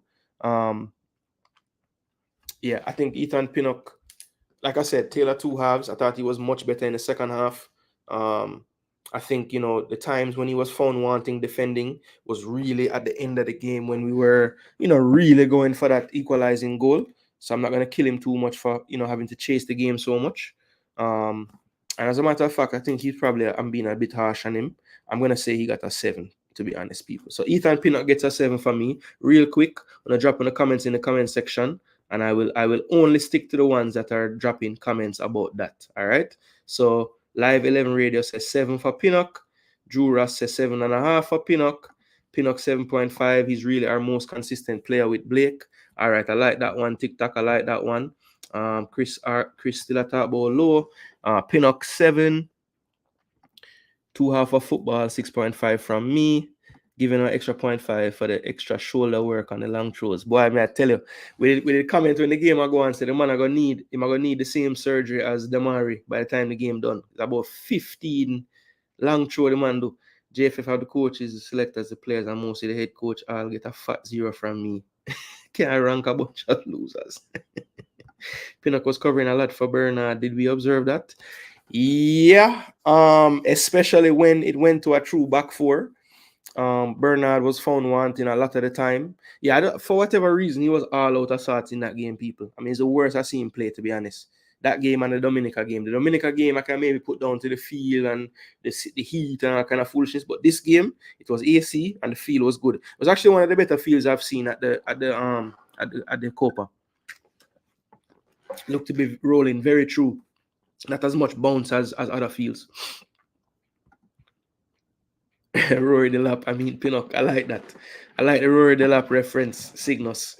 All-time Stoke baller with Fuller, Energy 876 says 7. Pinnock a solid 8. All right, so Pinnock get about a 7.5. I see a 8, at some 7s, a few with 6.5, but 7 and 7.5 seem to be the most. So on average, about a 7 to a 7.5 for Pinnock, which I think makes sense. All right, the next player, people, is Joel Latibeaudiere. Now, Joel Latibeaudiere, first and foremost, people, I want you guys to tell me when did Latibeaudiere move into the midfield? I want to see if you guys were paying attention. When in the game did Latibeaudiere move into the midfield? Because the coach made that switch at some point. I may have given it away talking already, but tell me when. When you guys think he moved up? Did you guys even see that he moved up? Let me know.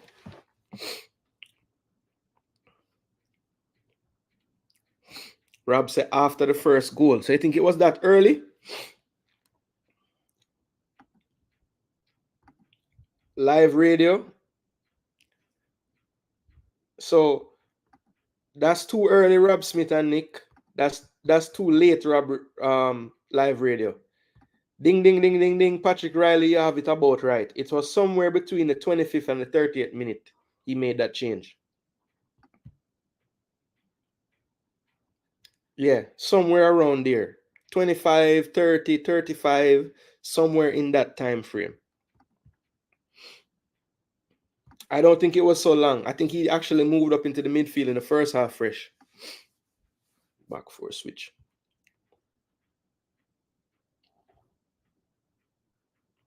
a little before the first half ended, I think you want to say there. Yeah, so what I saw, I think of all the answers I've gotten, TikTok again, 2 times in one stream, we agree. I believe it was around this time frame, 30th to 35th minute or so. Patrick Riley, you were close as well. That's what I saw, people, at least. That's what I saw. It looked like it was definitely done around that time. But for me, first and foremost, I want to apologize to Joel. I think around I guess it would have been like Nations League games when we played those games against Honduras, Haiti, and a couple games prior to that. I literally said that Joel Latibodiere should never play midfield for Jamaica again. I have to put an asterisk by that comment, and I have to say Joel Latibodiere should never play midfield if we're playing 4-4-2, because it was a light years difference in his performance in midfield with 2 players flanking him as opposed to him with one other player. Light years difference, people. The energy level, still, I wish he was a bit more sure on the ball. And he still kind of struggles at times turning in the half space. But people, the energy levels, the pressing, I don't want you to tell me that only Damian Lowe can run up and down and tackle, man. How much more running up and down do you want? The man literally was a beast in that second half, tackling people, blocking channels, getting in passing lanes. And the man played good, brother. Believe me, I was very surprised. I was even upset on the live stream saying, yo, why we're pushing him out of the defense? Leave the back three. Just push the wing backs higher and just play a more sure back three. But hey, the coach did what he did. And honestly, it worked. It worked. We looked a lot better once Latibodiere was in midfield and he had 2 handling ball playing players with him in that midfield, right? The first half, obviously, he had Lowe beside him. And then, Bobby and Casey were kind of helping out in that area as well. But in the second half, when Lowe was off and he was playing that number 6 role and he had the 2 8s with him, it looked really good, people. I'm not going to lie. I was really, really pleased. We had, as Hamilton said earlier, the possession stats were great. And I thought we looked a lot better combining. We even had some plays where literally every phase of the field touched the ball. We barely see that with Jamaica, people. And I saw it yesterday. It didn't happen every time. It didn't happen all the time. But at least for one half, I saw the semblance of something, right? I saw something that maybe could show us something for the future. So yeah, that gave me a little bit of hope, that second half performance. Again, I have to put it in context. I think Ecuador at 2-0 was kind of like, okay, we kind of have this one in the bag, and they kind of, maybe didn't expect us to get back in the game. But the minute that we scored that first goal, Ecuador wanted to turn it up a notch, and they kind of couldn't just turn it up a notch on us at that point because we had made the adjustments to our system that more combat them in the midfield. And the coach brought that up in his press conference, which I agreed with. You could see there was a difference in the midfield battle once they made that tactical change. And it was really driven home in the second half, sad to say, when Lowe came off. I'm not saying it was because he came off, but, that he was off and we played better. So I don't know. All right, so my score for Joel, I don't think I'll give him. I think him and Pinnock were 2 of the better outfield players. So I gave Pinnock a 7. I'm going to give Joel the same. I'm going to give Joel a 7 as well. For 2 reasons. In the first half, I don't really believe that he was so poor playing in his defensive role. And I thought he was one of the best players in the second half. So, if I'm doing score like half by half, I'd probably say he got a 6 in the first half and an 8 in the second half, which averages out to a 7 for me. So Live 11 Radio says a 7.5. Let's see. Cygnus agrees, 7.5. He learns fast. I love his energy.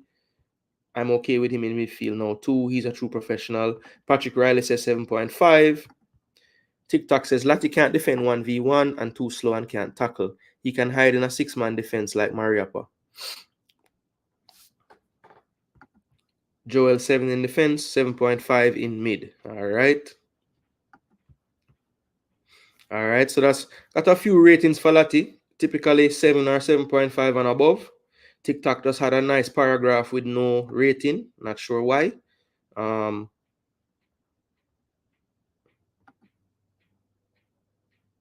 Oh, that's good. That's good that you rewatch the game. That's wonderful.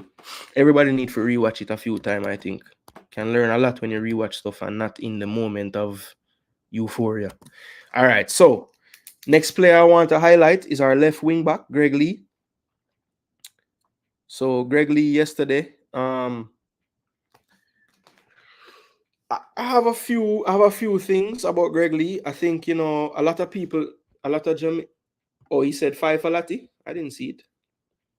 My bad, TikTok. Never know you rated him.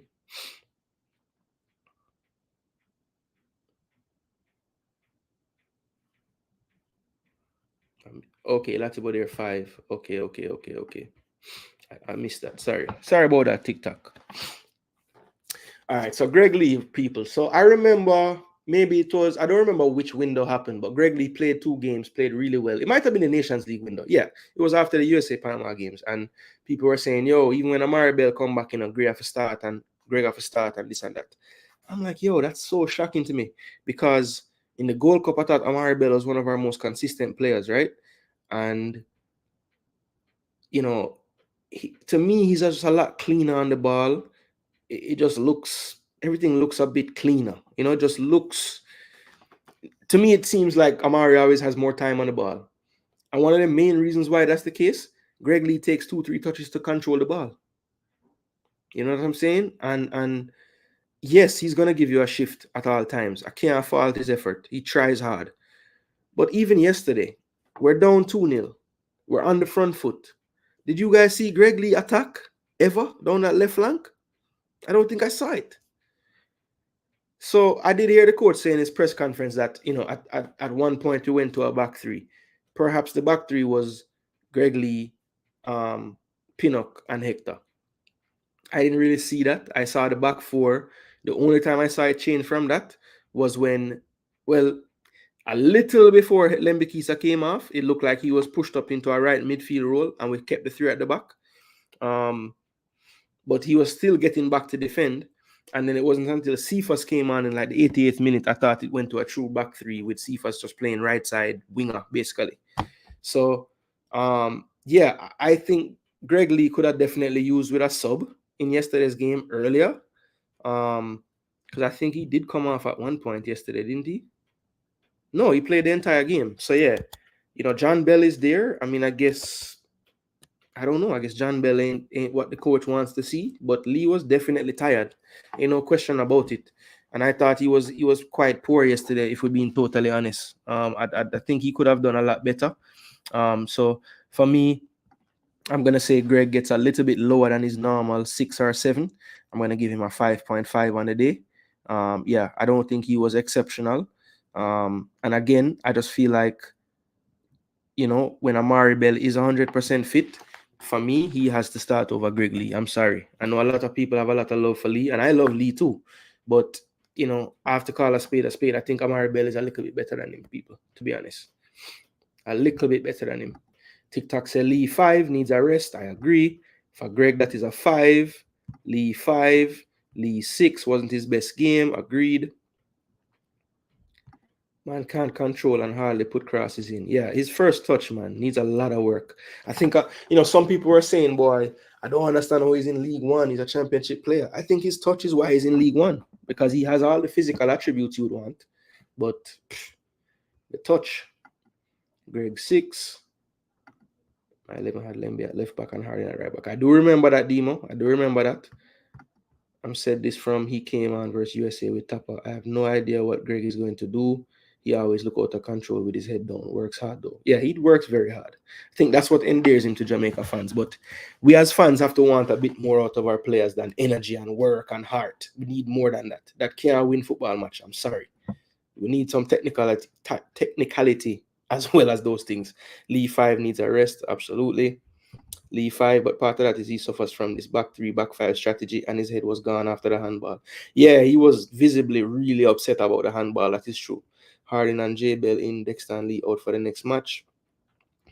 We shall see. I have a funny feeling like the coach going to play Harding at right back and play Dexter at left back. I don't know if John Bell will play. Drew Ross, I knew that wouldn't pass everyone. So I deserve that one. I deserve that one. I have to remember where I am. You know what I mean? Not just a little bit. Okay. John Bell is better than Lee to me. I want to see him get a shot. Yeah, I mean, no time like the present. I hope he gets a shot. You know what I'm saying? I hope he gets a shot. Patrick Riley says 6. Signal says 6. His corner off the goal was horrible. Oh yeah, yeah, that was bad. Greg Lee looked like him a run contest with Shaqiri from Switzerland for the biggest calf muscle them.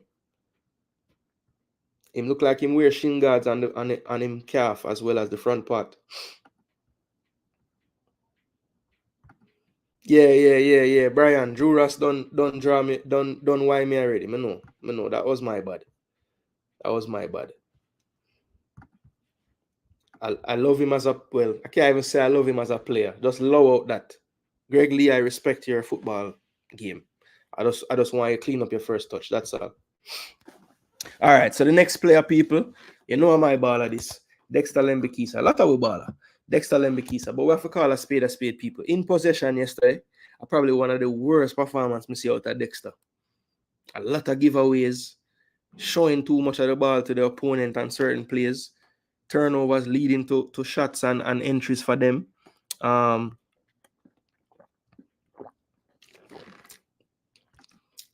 Really? But I feel like Greg won. I don't know though. So yeah, for me, people, I feel like Dexter and Greg deserve about the same 5.5. For all his deficiencies in possession, I still think that he did a decent job, energy levels wise. He was defending and he was getting up and overlapping. Now his crosses were wayward. I'll give him that. But yeah, I thought that if there was a side that was getting more outdone, it was that right hand side. But I think that, you know, if you look at the covering of the teammates around him, they all kind of had poor games in that regard. When you look at like Casey Palmer early in the game when he was a bit deep on that side, then you look at Bernard as well, maybe not getting the distance right between himself and Dexter enough. So a lot of times Dexter was kind of having to play on a swivel because he had two people to worry about, no support from anyone. So I think the tactics and the way we came out kind of hurt Dexter as well.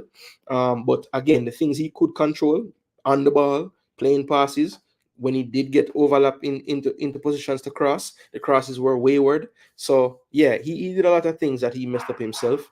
Part of it was the system setup and everything. So real quick, I'm going to give him a 5.5. If people give him lower than that, I totally understand. Zine? So Travis said Dexter 5. Demo says the same. I agree with this, Brian Whiten. I mean, I don't know either. Lembikisa 6 had a lot of shaky moments.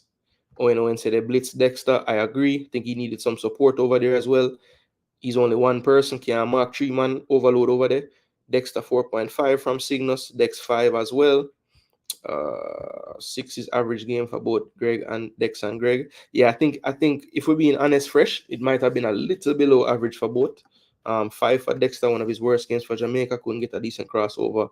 1v1 didn't work all game. Yeah, he usually can get by his marker more than yesterday. I don't remember him really beating him any times yesterday.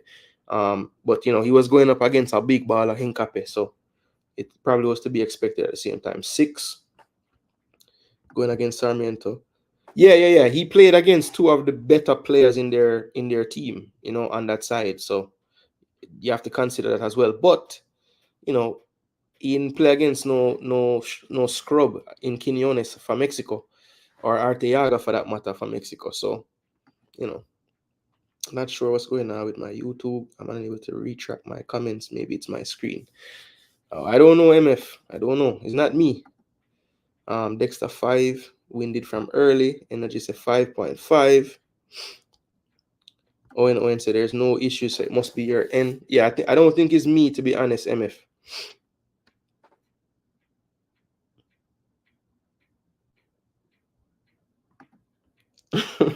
Big up yourself, Dad. Dad saying busy today, but him saying I don't reach midfield yet. But please note, Palmer not forget more than 4. Yeah, they played at Ipswich last year. give Dex a 6. He wasn't overly bad. I know it's not you, Jason. I've tried elsewhere as well. Oh, okay, cool. Usually a better 1v1 defender as well.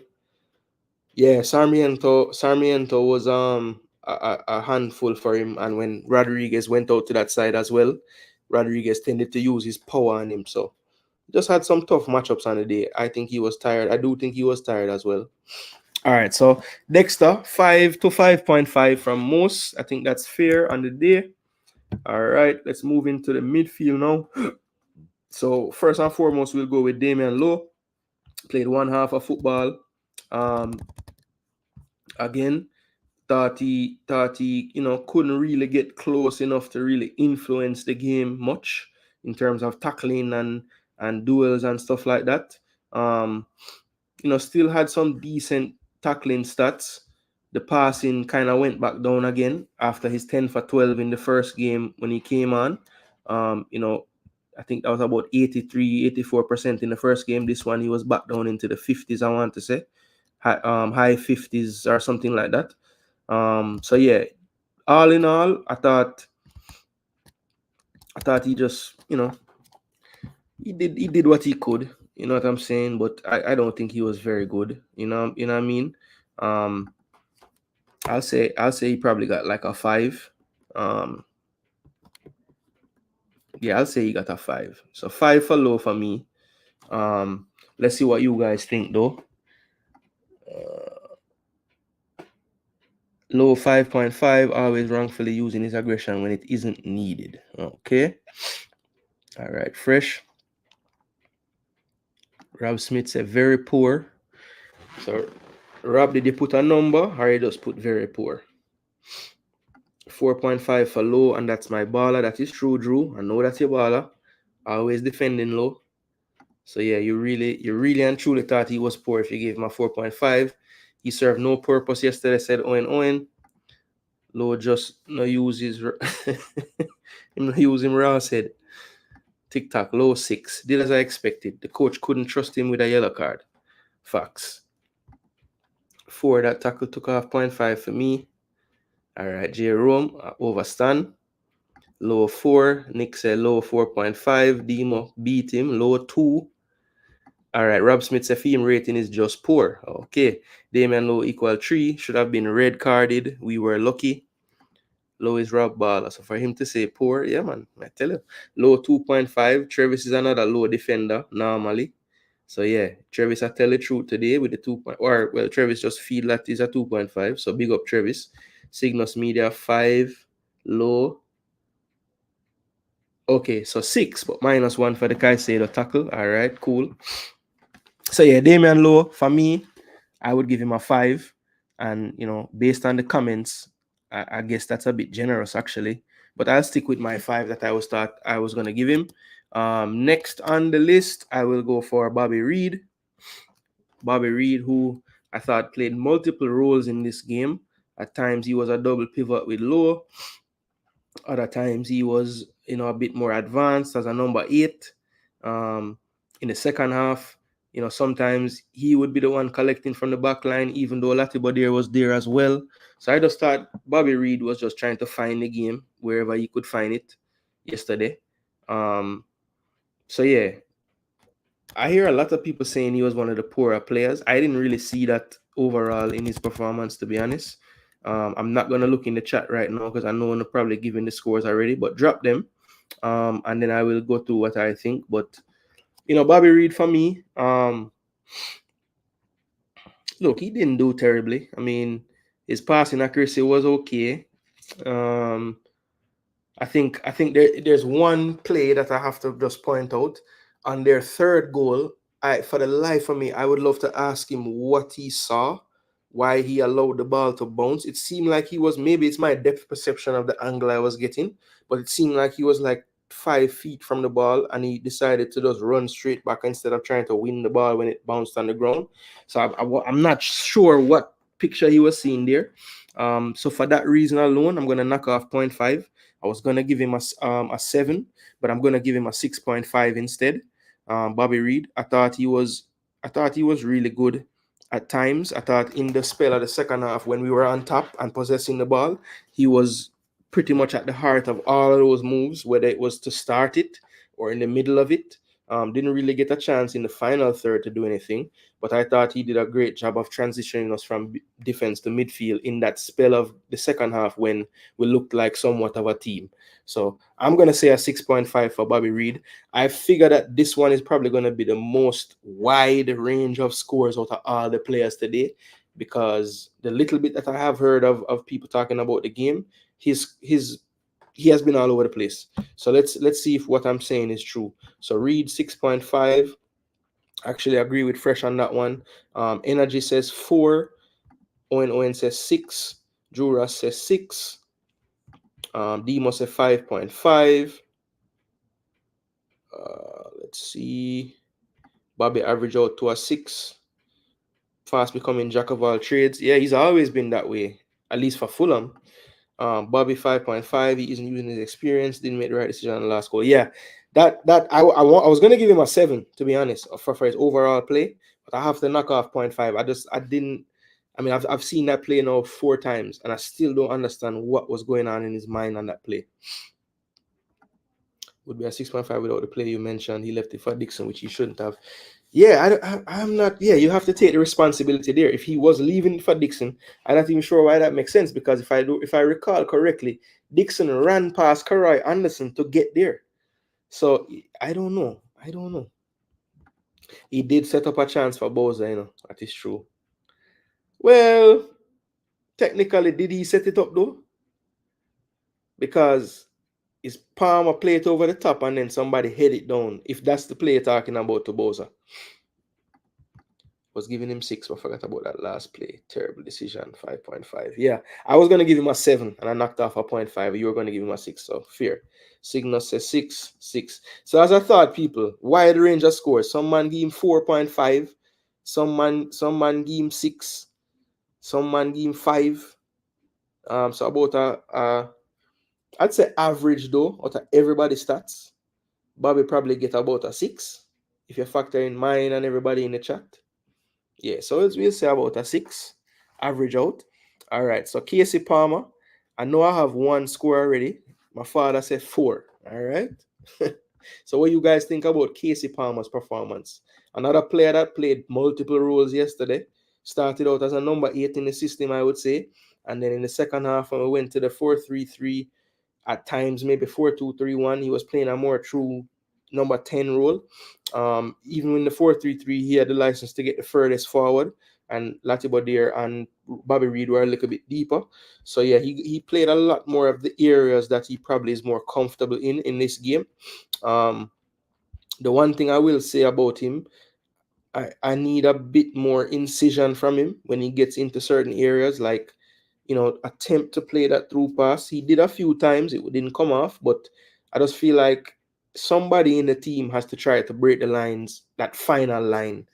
And if he's on the field and not doing it, then I don't see who else would be doing it besides Bobby Reid, right? So, I just need him to know that take a little more risk in possession. You know what I mean? Like, yeah, I know you want to retain the ball and everything, but somebody has to try things. You know what I'm saying? And if you're on the pitch as a creative midfield player, you need to try things. That's the way I see it. I think he was very unlucky for the own goal, but I do think that I don't think he was as bad as some people are making it out to be totally honest. I thought he worked as hard as he could for as long as he could. I think he did tire in the second half a bit. But yeah, I think he does a lot more work than people give him credit for. That's what I'll say. When you actually look at the hardline stats of any game that he plays, he does a lot more things. You know what I'm saying? I know my father doesn't like the player at all. So it just so it go. Him don't like the player. Him not think him good at all. I'm going to say Palmer got a 6.5. We'll see what everyone else in the comment section thinks. Palmer 7 says Fresh God, best performance in a Jamaican shirt, especially in the second half. Demo says 6. Casey wasn't that bad. 4, really? Yeah, I don't know. Give Casey a 6. Yeah, no. I think he's talking to my dad with the 4. I think. 5.5 for both games. Yes, I said both games. Oh, gosh. So you think that both performances, first and second game, were equal? Okay. I see him turn out the pressure a few times. Casey 6, he's playing better than before. Palmer 5, I still don't know what role he's playing, and it appears he doesn't either. Played multiple roles, played bare fuckeries, more like it. Would have taken him off at the half, too casual when he's in possession and is usually dispossessed.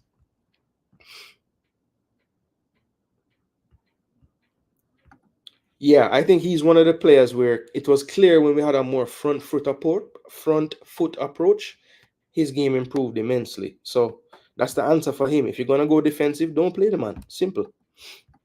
Not impressed with Palmer. He's a dollar store Ravel to me. Wow, he surely did a lot on their first goal. Sorry, I'm vexed still. Yeah, I mean, look, if you want to blame the man for that ball ricocheting off his foot, then you just want to blame the man for something. Jerome says 6.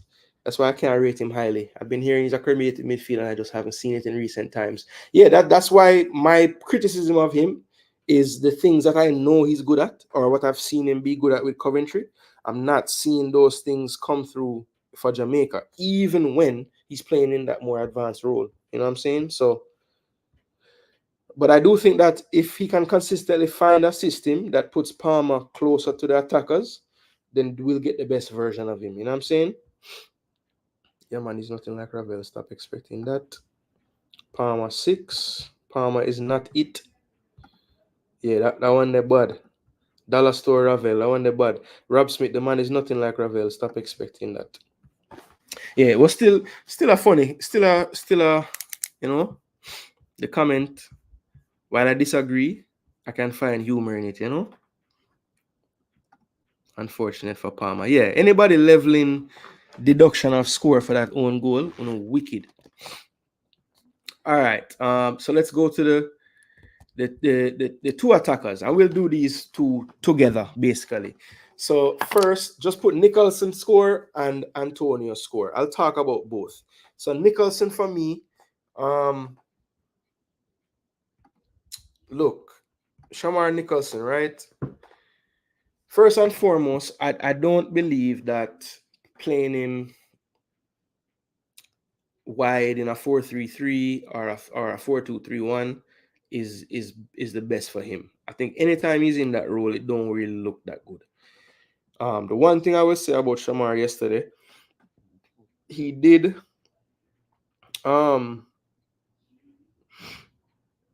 mean, I don't know, what did he really do well yesterday? I know, just thinking about the game, he got a couple shots on target. The header was saved off the line. That was a good header to the far post. Caicedo was aware of. Thought he should have done better on the knockdown chance when the defender cut out the ball by Palmer to Reed, bounce into him. Tough chance to take, but he didn't really get much on it anyway. And for me, he just, of all the players, he seemed to be the most tired.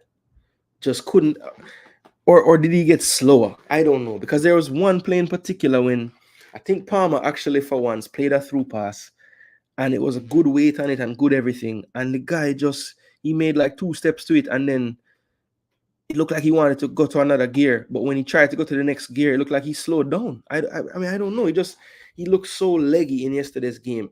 It was like he was running with sand or weights on him ankles or something. I don't know why he was moving so slow. But I think more than I wouldn't say more than any player, but like a lot of the players, Shamar right now is a victim of the coach wanting to just play his favorite players at all times. Like, it doesn't make sense to pigeonhole Shamar on a flank in a 4-2-3-1 or a 4-3-3. It does not make sense. We saw this with Corey Burke. Corey Burke is a player that I thought had a good use when he was a striker. And Tapa ruined Corey Burke for me. Tapa kept putting the man wide every time. And he would make mistakes, he would lose the ball and would concede. All kind of things happen until Corey Burke is hated by Jamaica fans now. Shamar is not to that point yet. But I can tell you, if the coach keep on putting him out of position like this on the wings, eventually people are going to lose out for Shamar as well.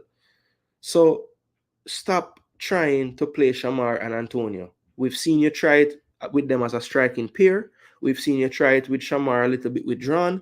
Now, I will say this.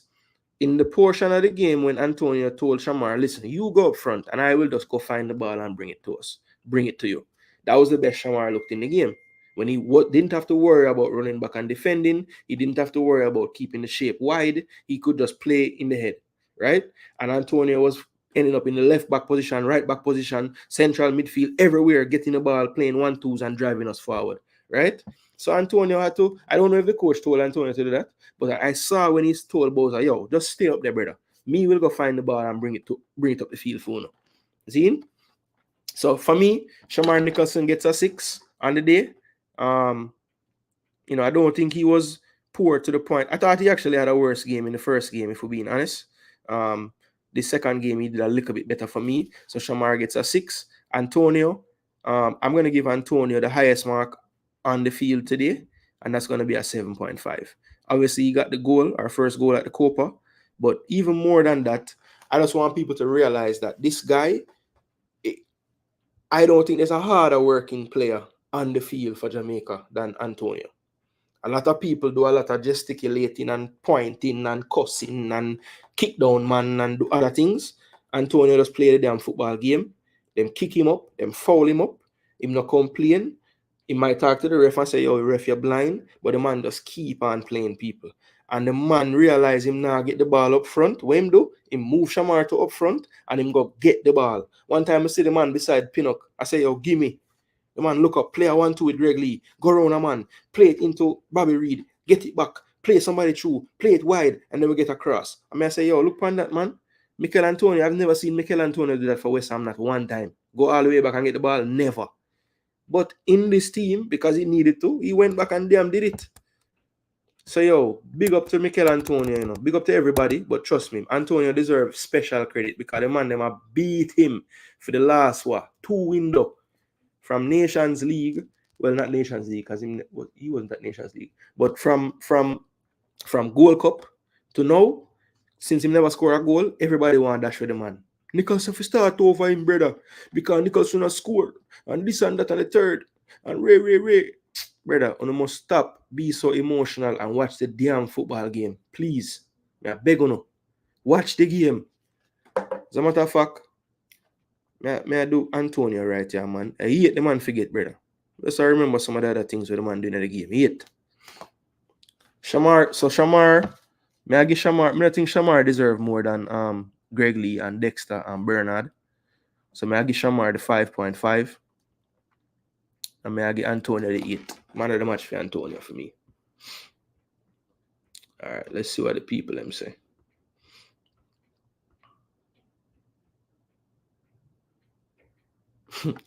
Daddy turned Sir P. Palmer is not that guy. Maybe it's how people hype him up. Told us it wasn't a conspiracy. He wasn't being picked. Oh, you're talking about Palmer? Yeah, maybe so. Maybe so. The expectations were too high, maybe. But the man is talented though, bro. From what I see when play, even I think that's why Daddy rate him so hard, Michael Hall, my father. Him rate the man hard because him also see the man play for Coventry and I say, yo, do we need this baller in the team? But we not see that baller when he play for Jamaica. So, how much of that is the coach? We're going to come to the coach rating soon. Jerome said 3 for Boza. Daddy said 4 for Boza, 8 for Antonio.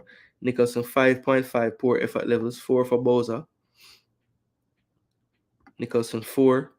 East is a better player. TikTok, you're consistent. You always bring up Javan East. Boza 1.5. Antonio 7.5. Worked his socks off from the game started to minute 90.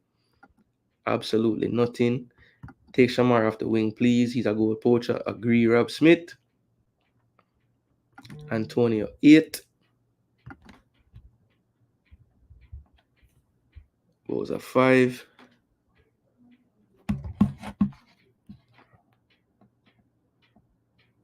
I get a text, people. I get some news pan Omari. All right, so Fabrizio Romano reporting Ipswich has open talks with Chelsea for a permanent deal.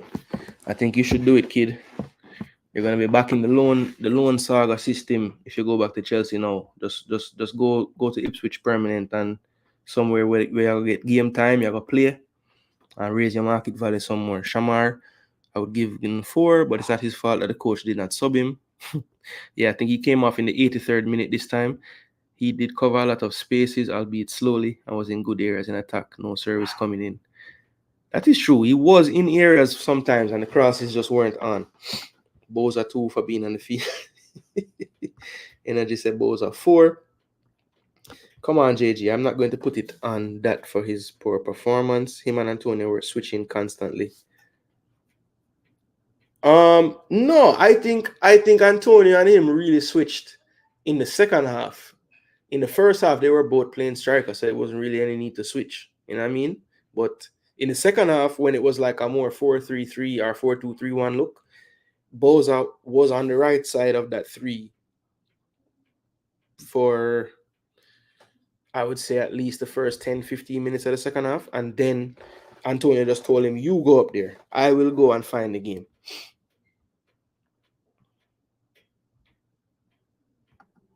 Where you say a 6 in one world at too high, don't?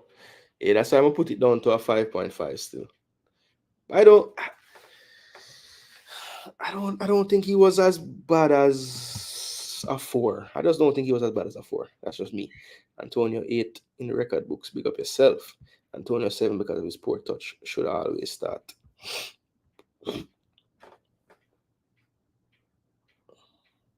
So Fresh agree with you, Drew. They said they were switching constantly. Antonio was everywhere, Rasta. Antonio looked like he took things personal yesterday. I wanted to show he was better than the Ecuador players. I tell you. Antonio 8.5 for me. That's fair. He's better than Nicholson. And most domino you talk about.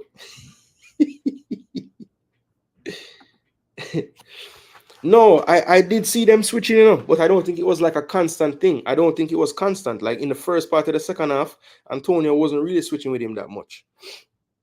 He was literally playing on the right and Antonio through the middle. And then eventually, once Antonio started get frustrated and not get the ball, him just push him up front and say, listen, I will go to the right. And he ended up right, left back, right back, CDM. Him just was playing anywhere to get the ball.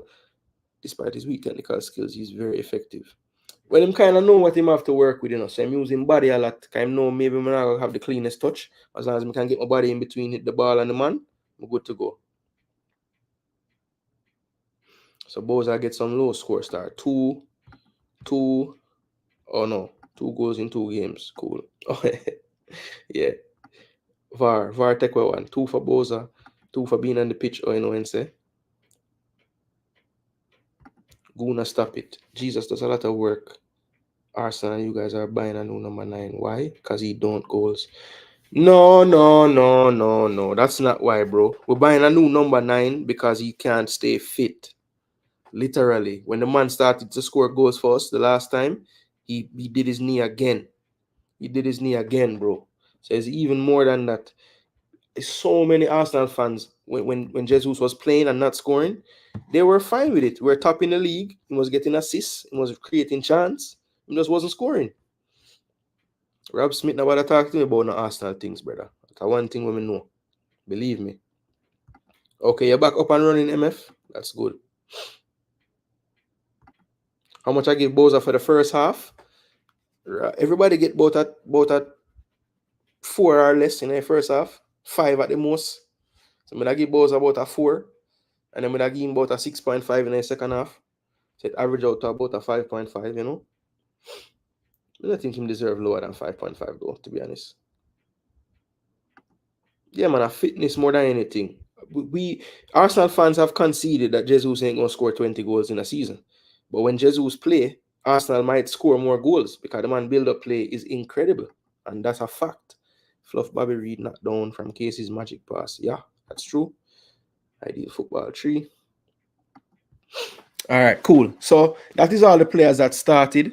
Now let's just take a look at the substitutes real fast because we're kind of going over the time here. I spent a lot of time talking to the comment section. So Michael Hector came on at halftime. Real quick, people, what you guys think about Hector performance? I thought it was some good and some bad in it. I thought he got exposed a bit with the high line. Definitely, if Hector's going to play, we can't really employ too much of a high line unless we have some cover back there, so a back 3 type of system. But for me, I thought he was really good passing out the back. he was one of the main reasons why our possession was so high. The accuracy of his passes along the ground through the midfield third, sometimes all the way up to like Antonio and Boza, was very good. But I do think he was found wanting on defense. So almost like in the attacking part of his game, I would give him a 7. For his defending, I would give him like a 6. So I would say a 6.5 is pretty fair for him. The other one that came on at halftime was Damari Gray, who came on for Damian Lowe. I think Damari was, again, relatively quiet in that second half. I remember just one play, really. I remember him beating his man and having a good cutback cross. Of course, a goal didn't come of it, but that was really good play on his part. But too little of that in his time in the second half. Still think like he kind of was waiting a bit too much for the game to come to him. Really had to go find the game a bit more for me. So I'm gonna give Damari Gray a 6. I think he wasn't as bad as in the first game, but he wasn't as good as what we know Damari Gray can do. And then the other 3 substitutes all after the 80th minute. Kaheem Dixon in the 83rd, Karai Anderson 84th, and Ronaldo Cephas in the 88th. So I'm going to give all 3 of those players a standard score. I think Dixon will probably get a 5.5. And, even though I know he lacks experience and will learn from it, you can't sell yourself there at the half line, knowing the situation. You have to jockey that player, chase that player, stay on your feet. I think after the play, Pinnock did point it out to him, say, hey, Kaim or Dixon, whatever you call him, you got to stay on your feet, So hopefully, Dixon is a humble youth. So I'm sure he took the instruction and listened. But he learned from that, showed good energy to get back and even get there. But I'm not sure why he sold himself so easily on that play. So a 5.5 for Dixon. I'm going to give Karai Anderson a 6.5. I think, normally standard would be a 6. I think in the little time he was on the pitch, though, his energy, his tackling, I think he got an unnecessary yellow card given by the referee. The both of the man them going with the same challenge. And through Sarmiento, hold him leg and scream. The man give Karai Anderson a yellow card. The referee get a -10 from me on the day. He was awful referee. Cephas for me, probably the standard 6. Don't think him deserve any boost for anything that he did. Didn't really have much time, if we're being honest, but the one time he did get away from his marker, again, he tried to shoot through about 75 people when he could have clipped the ball into 8 Jamaicans waiting for the cross. So yeah, again, the decision-making reared its ugly head, or the lack of good decision-making reared its ugly head as far as Cephas is concerned. So those are my scores for the 3 guys that came on late. Dixon 5.5, Anderson 6.5, and Cephas 6. I will just check the comment section real fast before I get out of here and see what people say. I did do 3 straight players just now, and I think I talked about Hector and Gray as well. So let me just go through the comments and see who was keeping up with that. Hector 6.5 from Demo. Tried on my old time. Oh, okay. So your device, them I deal with their way. Hector 7, big baller. TikTok give Hector 7. Owen says 6.5. Hector 6.5. Hector 6 got caught out a few times with the ball over the top. Yeah, I think that was a direct result of just us, playing with no, handbrake off. You know what I mean? Gray 5.5. Gray 4 from Nick. Demi was lost. Gray 6. Had a few dangerous moments. Apart from that, was average game by his standards. He isn't fully fit. Can't wait to grade the coach. Yep, the coach will get the next grade, people. So Coach Hallgrimson is going to be the last thing we talk about today. So before I give him a grade, I'll just give an overall analysis of the coach in this game. So first and foremost, immediately took off some points for him going back to the same 2 forwards again. I know as he looks in his squad, those are the 2 that he trusts the most. But surely we need a foil to go with one of those 2 guys. Whether it was Gray, who wasn't fit, whether it was even Cephas, whether it was even Dixon, whether it was even, hell, I don't care. Put Bobby Reed up there and play Karai Anderson in midfield. I mean, there's so many other things he could have done to avoid playing Nicholson and Antonio together. Again, when we've seen it time and time again, it just doesn't work. It doesn't work. They don't have that synergy that you need to play 2 strikers together. It's just not working out. So right away, I dock points for that. Secondly, low in midfield again. It doesn't work. It does not work. Yes, it worked in the Canada game. I understand. It worked in the Canada game, people. We cannot change the past. We cannot go back and take low to the midfield and win the game. He came on, we won the game against Canada. But listen, that is not the blueprint for success moving forward. Anybody that was analyzing the games told you that from then. We got all up in arms and said Damian Lowe changed the game. I've heard people say it's the best performance of a half they've ever seen. That's all well and good. I'm proud of that. That's awesome. We wouldn't be in the Copa without that performance. But that ain't the answer, people.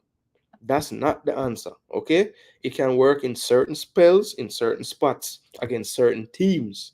I mean, I told you earlier what I think about Central American and South American opponents as opposed to the North American ones we face. So when we play in Canada, when we play in the USA, Lowe might have a use in the midfield in a stretch of the game. Still wouldn't start him against those teams in that area anyway, right?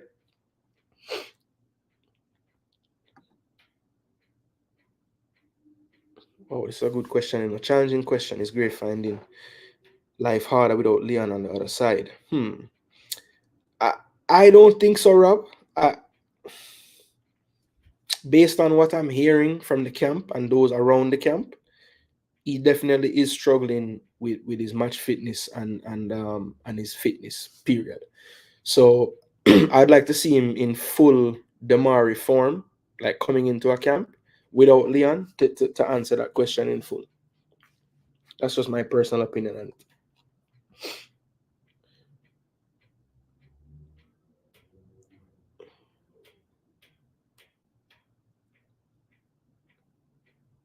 Dixon 6 was in the game that much, should have stayed on his feet for the last goal. C for 6 to 1 dimensional. I see what you did there. Dimensional, like his agent. Jamaican local coach is probably not saying it in training where he would have learned. Perhaps TikTok, perhaps. But he's had some damn good coaches, you know. He's had some of the best local coaches, to be honest. Dixon, Cephas, Anderson, all 5. They had no time to do much of anything. That's fair. That's fair. Coach Alan Wilson gets a 6 from Fresh. Tweaked a few things second half, but we started too flat, and he needs to find damn balance, not defensive, and no attack or vice versa.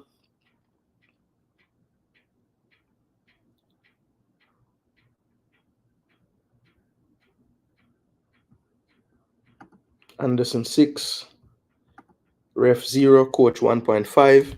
Yeah, we can get the ref some ratings too. I give the ref a -10. I just think he was literally he was enrolled in the Ecuador theatric school, and he literally was a valedictorian at the school, bro. The man eat up every single acting that the man them do the whole game. It was sad, bro. Man couldn't see acting from real life, none at all. Grimmy get a 6 according to Fresh. Owen give him a 5.5, a 4.5, sorry.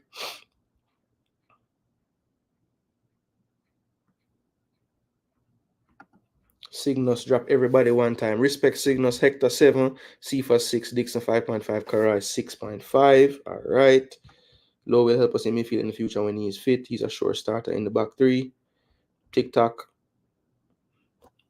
I humbly disagree with you, my friend. Hal Grimson, 6.5. He's seeing what he needs to see. Hopefully it helps him to make his decisions in the future. So Fresh and TikTok giving some decent scores to the coach, a 6 and a 6.5. Coach get -0. Fire and find a coach. Yo, when a 0 gang stacking, you don't need to put the negatives in. I just 0. Low will help us in midfield. Okay, I read that. The Canadians were caught off guard. I agree with that there. Dixon went into the tackle like he works at Back Road in Portmore. Local coaches now tell nobody to stay up on them feet in a situation like that. Okay, TikTok, that I will agree with. I think boss lace would be the comment from a coach like that. So you're right. Ref null. Dixon was just inexperienced, and Bobby should have never put him in that situation. Amari Bell is back in training, really? I think so. Yeah, I mean, he was pretty damn close before they started. You know, he was already on his feet doing weight work and stuff. So yeah, it's possible. Dixon was just inexperienced. Bobby should have never. Yeah, I want to ask Bobby about that ball. Like, when did I see there? So for me, Coach Al Grimson, I told you the pointers that I would take off points. Low in midfield again, the 2 up front again. The lack of energy from the team in the first half. has to be leveled somewhat at the coach as well. So, you know, all those things being said, I do think that some of the adjustments he made in the second half worked. I think they worked a lot better because maybe Ecuador took their foot off the gas at times. So I can't give him all the credit for that. I think they were also lackluster. But overall, I'll have to give him about a 5 in this game because, as I said, it was a tale of two halves. And I would have given him about a 0 in the first half and close to, well, I wouldn't give him a 10 in the second half. So I would say more like a 4.5 because I would give him about a 8.5 to 9 in the second half. I thought most of the buttons he pressed. No, that's not true because I think the subs, after making the 2 subs at halftime, I would have liked to seen some more subs around minute 65, 70. So I have to take off some points there as well. So if the first half was a 2, let's say, the second half would have been closer to like a 7 or 8. So yeah, I say Coach Algrimson get about a 5, if we're being fair. Because the first half was about a 2, second half was about a 8. Because to me, the only thing knocking score down in the second half is Dixon, Anderson, and Cephas all between minute 83 and 88. That never make much sense to me. Nicholson was gasping for life. Lembikisa was tired as well. Joel was working his socks off and got that yellow card. I think how soon after the yellow card he came off? Let me see. Okay, so he didn't stay on much longer. So that's really a part of the reason why he came off, because he wasn't really tired, to be honest. He just had that yellow and was kind of getting quite upset there in the midfield. I was surprised that Bobby and Casey survived together for the 90. I thought one of them could have come off as well. Yeah, so I would have made the changes a bit earlier, which takes the score down from a potential 6 or 7 to a 5 for me.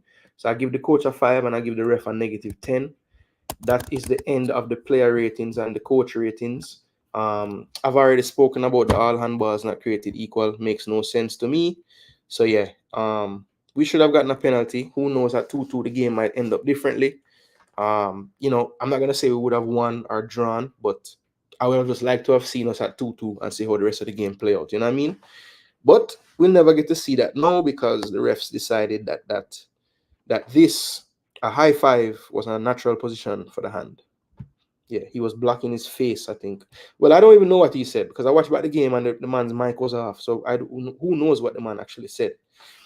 I haven't seen CONMEBOL come out with anything either. So if anybody finds something, send it to my Instagram or something, people, and let me know. 7 C4 6 Algrimson 6.5. He's seen what he need to see. Okay, I saw that already.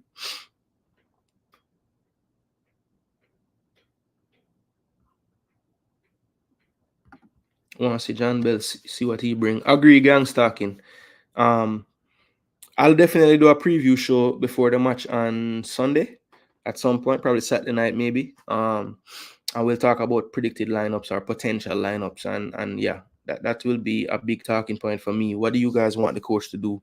Is it a case where you want us to get our first point or win at the Copa just for, you know, morale and everything? Or would you guys rather, you know, all the players that haven't played in this Copa, just let them play? You know, what route would you rather take? Strategy was on point in the first half. 2 lucky goals skewed it. TikTok, you can't just look at the goals though. Look at all the chances they created. Look at all the giveaways in bad positions. All of that is a direct result of the strategy. Yes, there were some individual errors, but I think some of those were brought on by the poor strategy that we employed. But he said the 80-minute subs were done then because the team was doing well up to that point.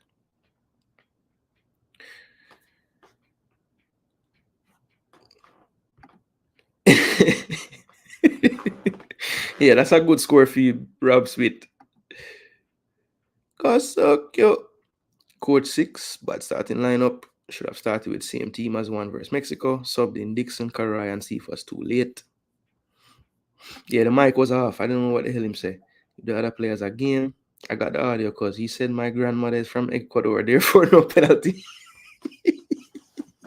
Yeah, respect for that, Nick.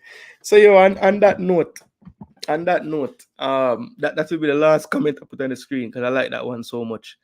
My cousin Nick said he got the audio and my grandfather is from Ecuador, therefore no penalty. So big up on yourself, people. It was an enjoyable show. Yeah, there was a lot of talk in the comment section, so that kind of ran the show. I wanted to give the comment section their love and support, because they are supporting the channel, like in the video, and increasing, the conversation. So I did give them a little bit more time than I should have to get through this show in a timely manner. So I'm about 40 minutes behind today, people, but that's all good. I enjoyed the conversation enough to where the time didn't even feel like it was even that far past what I wanted to do. So big up to all the people that were involved in the conversation, from Fresh God at the start all the way through to MF. Bless up yourself. I hope you sort out your machine. Fresh God, ND Hall, big up yourself, Nick, my cuz, J Rome 876, Cygnus Media, Rob Smith, part of the conversation as well. Respect. Gang stalking, say yo, fire the coach. Him now wait another minute. You know what I mean? TikTok, big up yourself. Owen, big up yourself as well. Let me see who else was in the building today. D Madrid, blessings always, every time for supporting the channel, bro. Cygnus Media, big up yourself. Hamilton, big up yourself. Energy 876, big up yourself. Drew Russ, blessings, my bro. Big up yourself. You why me, but it's all good. I did deserve that one day. Let me see. Who else? May I leave out some people, Yeah. Where them there? Brian Martin, big up yourself as well. Yeah, man. So that's most of the people. And anybody who may never call out by name, big up yourself. Fabi Frano, may never see her earlier. So bless up. Live 11 Radio, big up yourself as well, boss. So yeah, man, it was a very enjoyable show. Kind of. We had to talk about a very tough loss and everything, but we got through it, people. I don't see anybody tell anybody about their mother, or at least I never see it. So that's good. We got through this without causing a big fight. And as I said, people all the while on these platforms, everybody going to have different opinions, but just keep it respectful. You know what I mean? We not have to tell people about them clot or none of them thing there.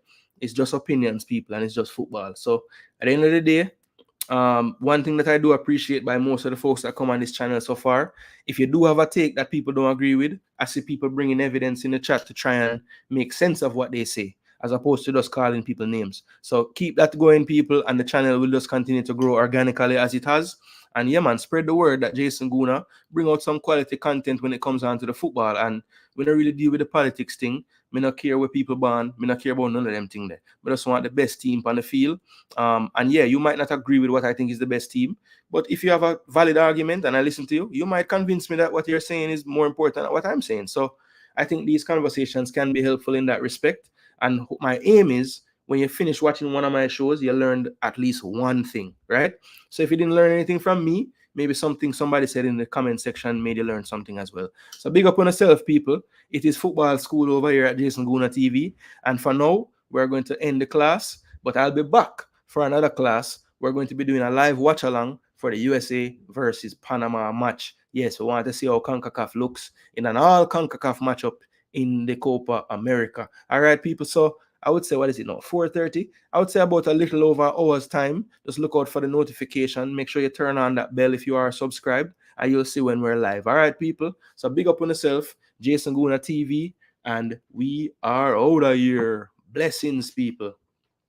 Manners and respect.